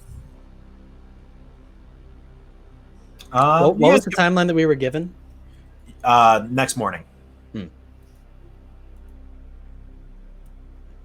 So you guys have, I mean, and that morning is deliberate. You guys could show up at like 11:59 a.m. and kind of get away with that.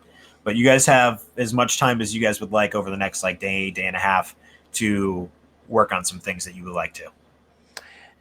Is there any sort of like a water jug or anything nearby? In this room? Mm-hmm. Yeah. Cool. Yeah, Art's there's a couple little like pitchers. Okay. Art's gonna grab one of those and drink from it incessantly because he just spent a lot of time in fire and on fire. Awesome. And then he's gonna pocket the jug. Cool. We got a jug. Sweet. Well, do we want to do a little more looking around? I mean, this library is vast. I mean, maybe we could learn something. Absolutely. Awesome. Vale, if you're looking for stuff on your homeland, give me an investigation check, please. Art, is there anything in particular you are looking at, or are you still trying to look at the collar, or are you trying to craft something, stuff like that? So Art is actually going to try to divide his time a little bit. He's going to look for any information that might be able to give a little bit more insight onto this collar, but he's also going to do a little bit of research into advanced artificery, particularly with creation. Okay. What Vale really? We'll do Vale first, and then I'll. I rolled a 17. A 17. So you find a handful of books on the Isles of Lilithal, which is essentially the archipelago and islands that, or the collection of islands southeast of Kantor, that is considered essentially its own little continent. Looking through the book, again, you're learning the names for all the different islands, but none of them are what you call it. And none of them mention any sort of tabaxi population on them, like a indigenous tabaxi population within them. Okay. So you're getting closer, like you're at least learning the names of these now, and like learning a little bit about the culture there and stuff like that. But it's really more you're moving ahead, but you're also kind of a step back still. Baby steps. Yeah. Okay. Gotcha. Yeah, and then I'm just gonna chill with Art, and I think he's interesting. See if we figure anything else about this collar, and just kind of see what he's doing, because he likes to collect stuff, and I think it's interesting. I make things useful. You do. She's fascinated by this. Art. She's like, man, that's pretty cool. Go ahead and make a Arcana, or like as you pull. So two things happen. So as you're pulling out the collar from like. I don't know where you keep things. I just imagine like you just keep shoving things into your. I have my jacket is basically lined with pockets, and I basically just try to stuff things into those pockets.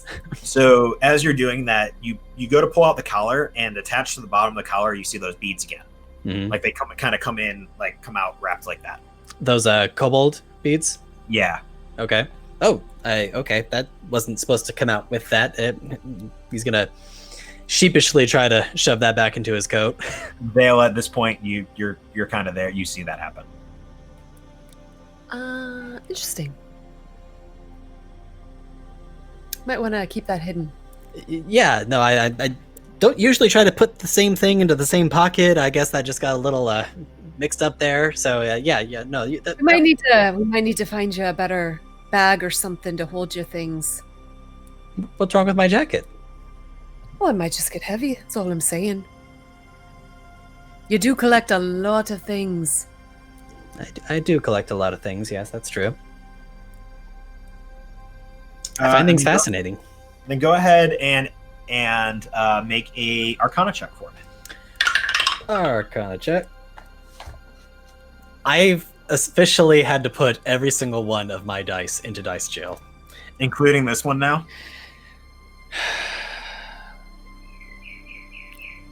I love it.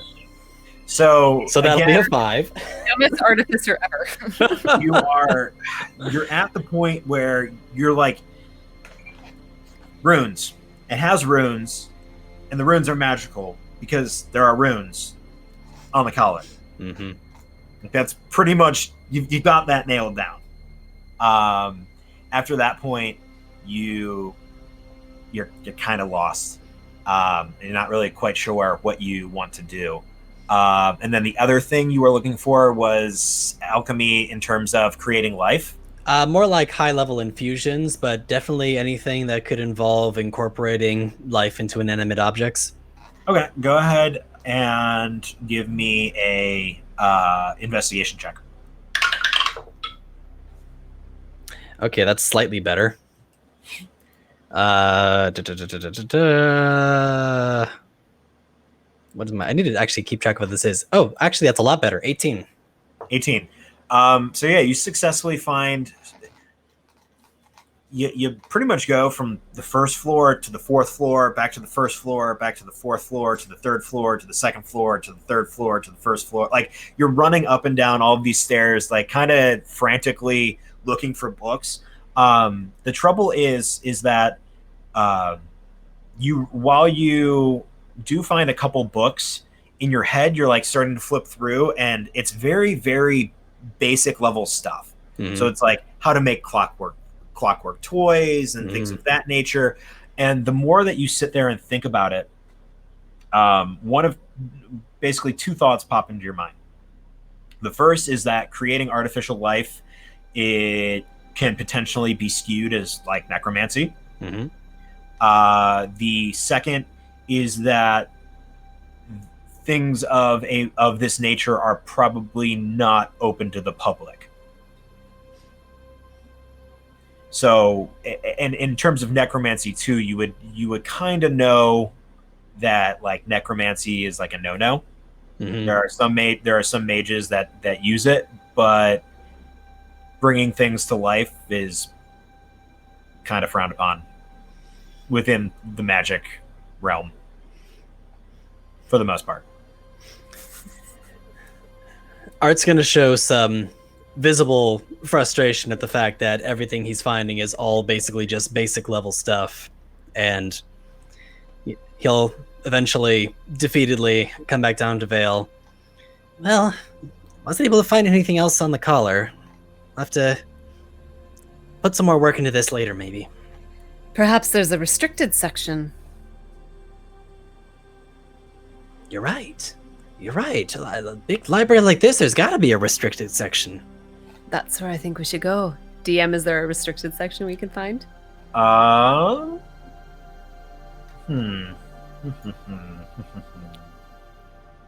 Roll. You did mention that it was stuff that wouldn't be open to the public. Roll a investigation check with disadvantage. With disadvantage? Yes. Is that for both of us or just Vale? Just one of y'all? Okay. 11. 11. Looking around, and each floor has its own set of like double doors that, again, go into like these different large or small rooms depending on which ones you open. And like kind of opening each, you go around each level and like are kind of spying, and you don't seem to find anything that would look like a secret hidden stash of like a secret hidden restricted section in the library. Boo. Well, it was a good thought. It's really hidden. Well, is that all we can do? Well, is there anything that's gonna answer these questions? It's clearly not gonna be here. I feel like the only one who might be able to help is that mage wolf, that mage woman again. But don't know if we want to go back and talk to her.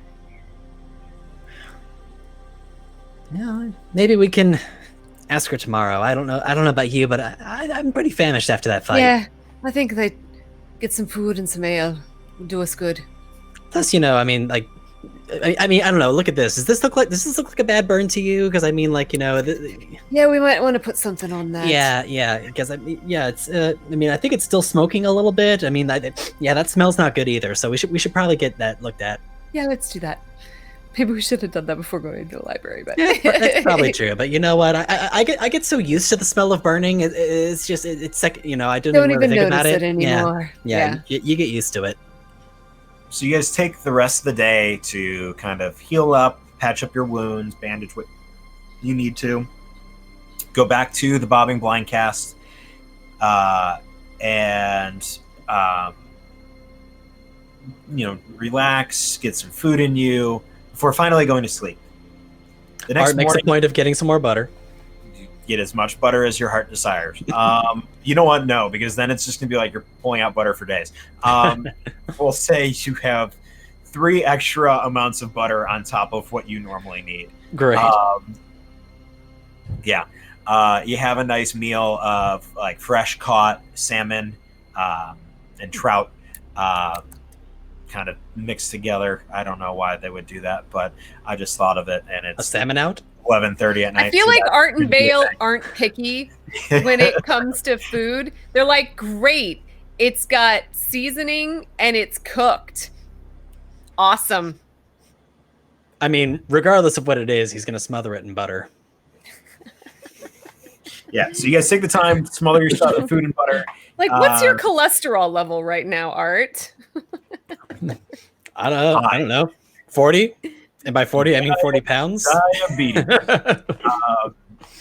So you guys take the time, eat, relax, bandage your wounds and your burns before going to sleep. In the morning, each of you, respectively, as you guys are heading back to the Malthir Collective, hear a little tidbit in your head, both at different times, like almost like one and then the other, but the same message.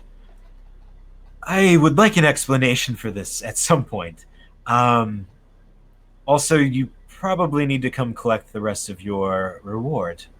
I look forward to seeing you both. Was that the alderman? That was Alderman Ambrose Milano. You guys can respond back to that message if you'd like. I'm going to look over at Art.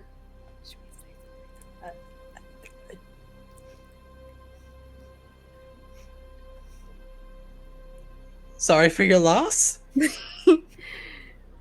My bad. When will you be coming to the town hall? We've got really important, pressing matters to... Yeah, very important. Really important, so probably not anytime soon. Yeah. I'll table this for next time you're in town. Like I said, found him like that. I understand.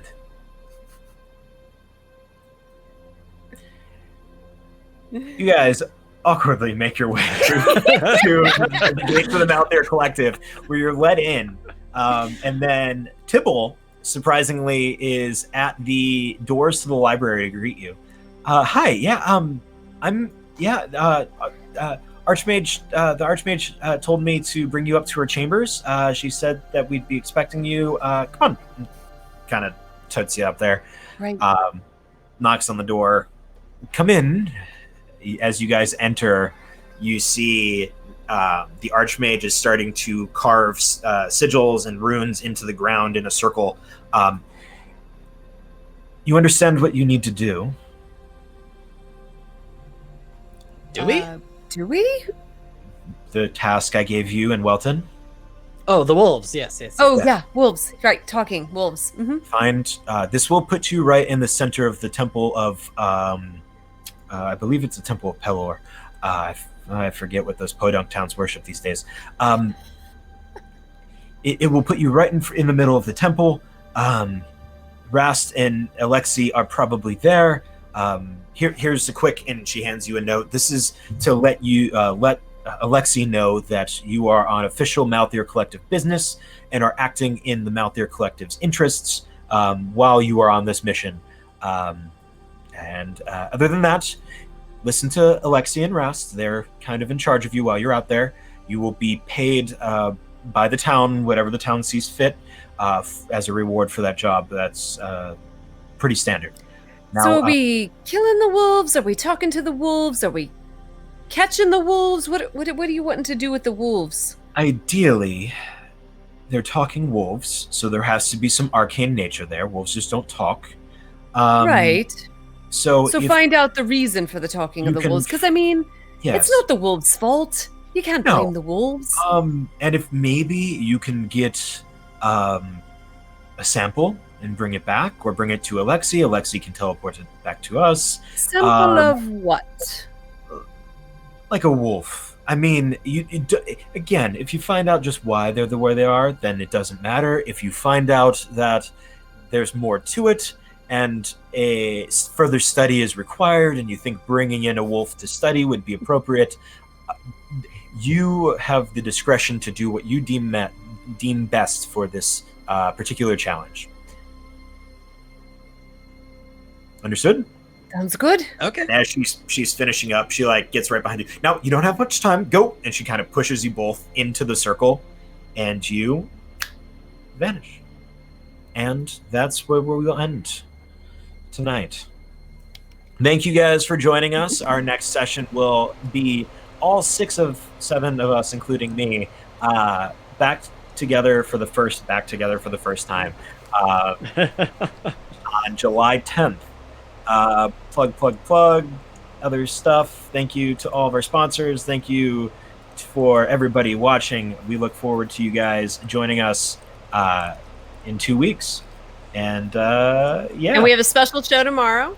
Oh, we do have a special show tomorrow. We've got Realms, which didn't air on Wednesday, will be airing tomorrow, and we're going to be raising money for RAIN, which is the Rape, Abuse, and Incest National Network. So make sure to tune in at 5 Pacific. Eddie, you can plug your thing too, bud. Oh yeah, Eddie. And as well, there's still time left on the cracking down on inequality fundraiser that we've got going on as well over at Discount Bard. For that goes until 5 p.m. That's for the LBGTQ community Freedom Fund. That's raising funds to promote bail for the underserved communities, and it's a great cause. And unfortunately, there's not going to be a stream for that tomorrow because I've had my computer die on me, but the charity is still going, and that'll be going until 5 p.m. tomorrow. Yeah.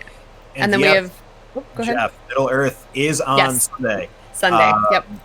Lindsay, Haida, Iorwin, and Olden will be trying to figure out the meaning of life and whether or not maybe saving their companions. Whether or not they need a spa day or they should save Turin and Baranor. Yeah. I really need a spa day. My hair's been a mess.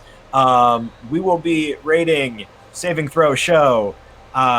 Feel free, continue to spread the Ukador and Fabled 42 love and Kantor love now. To them as well, and we look forward to seeing you guys in a couple of weeks. Well, yeah. For this show. For this show.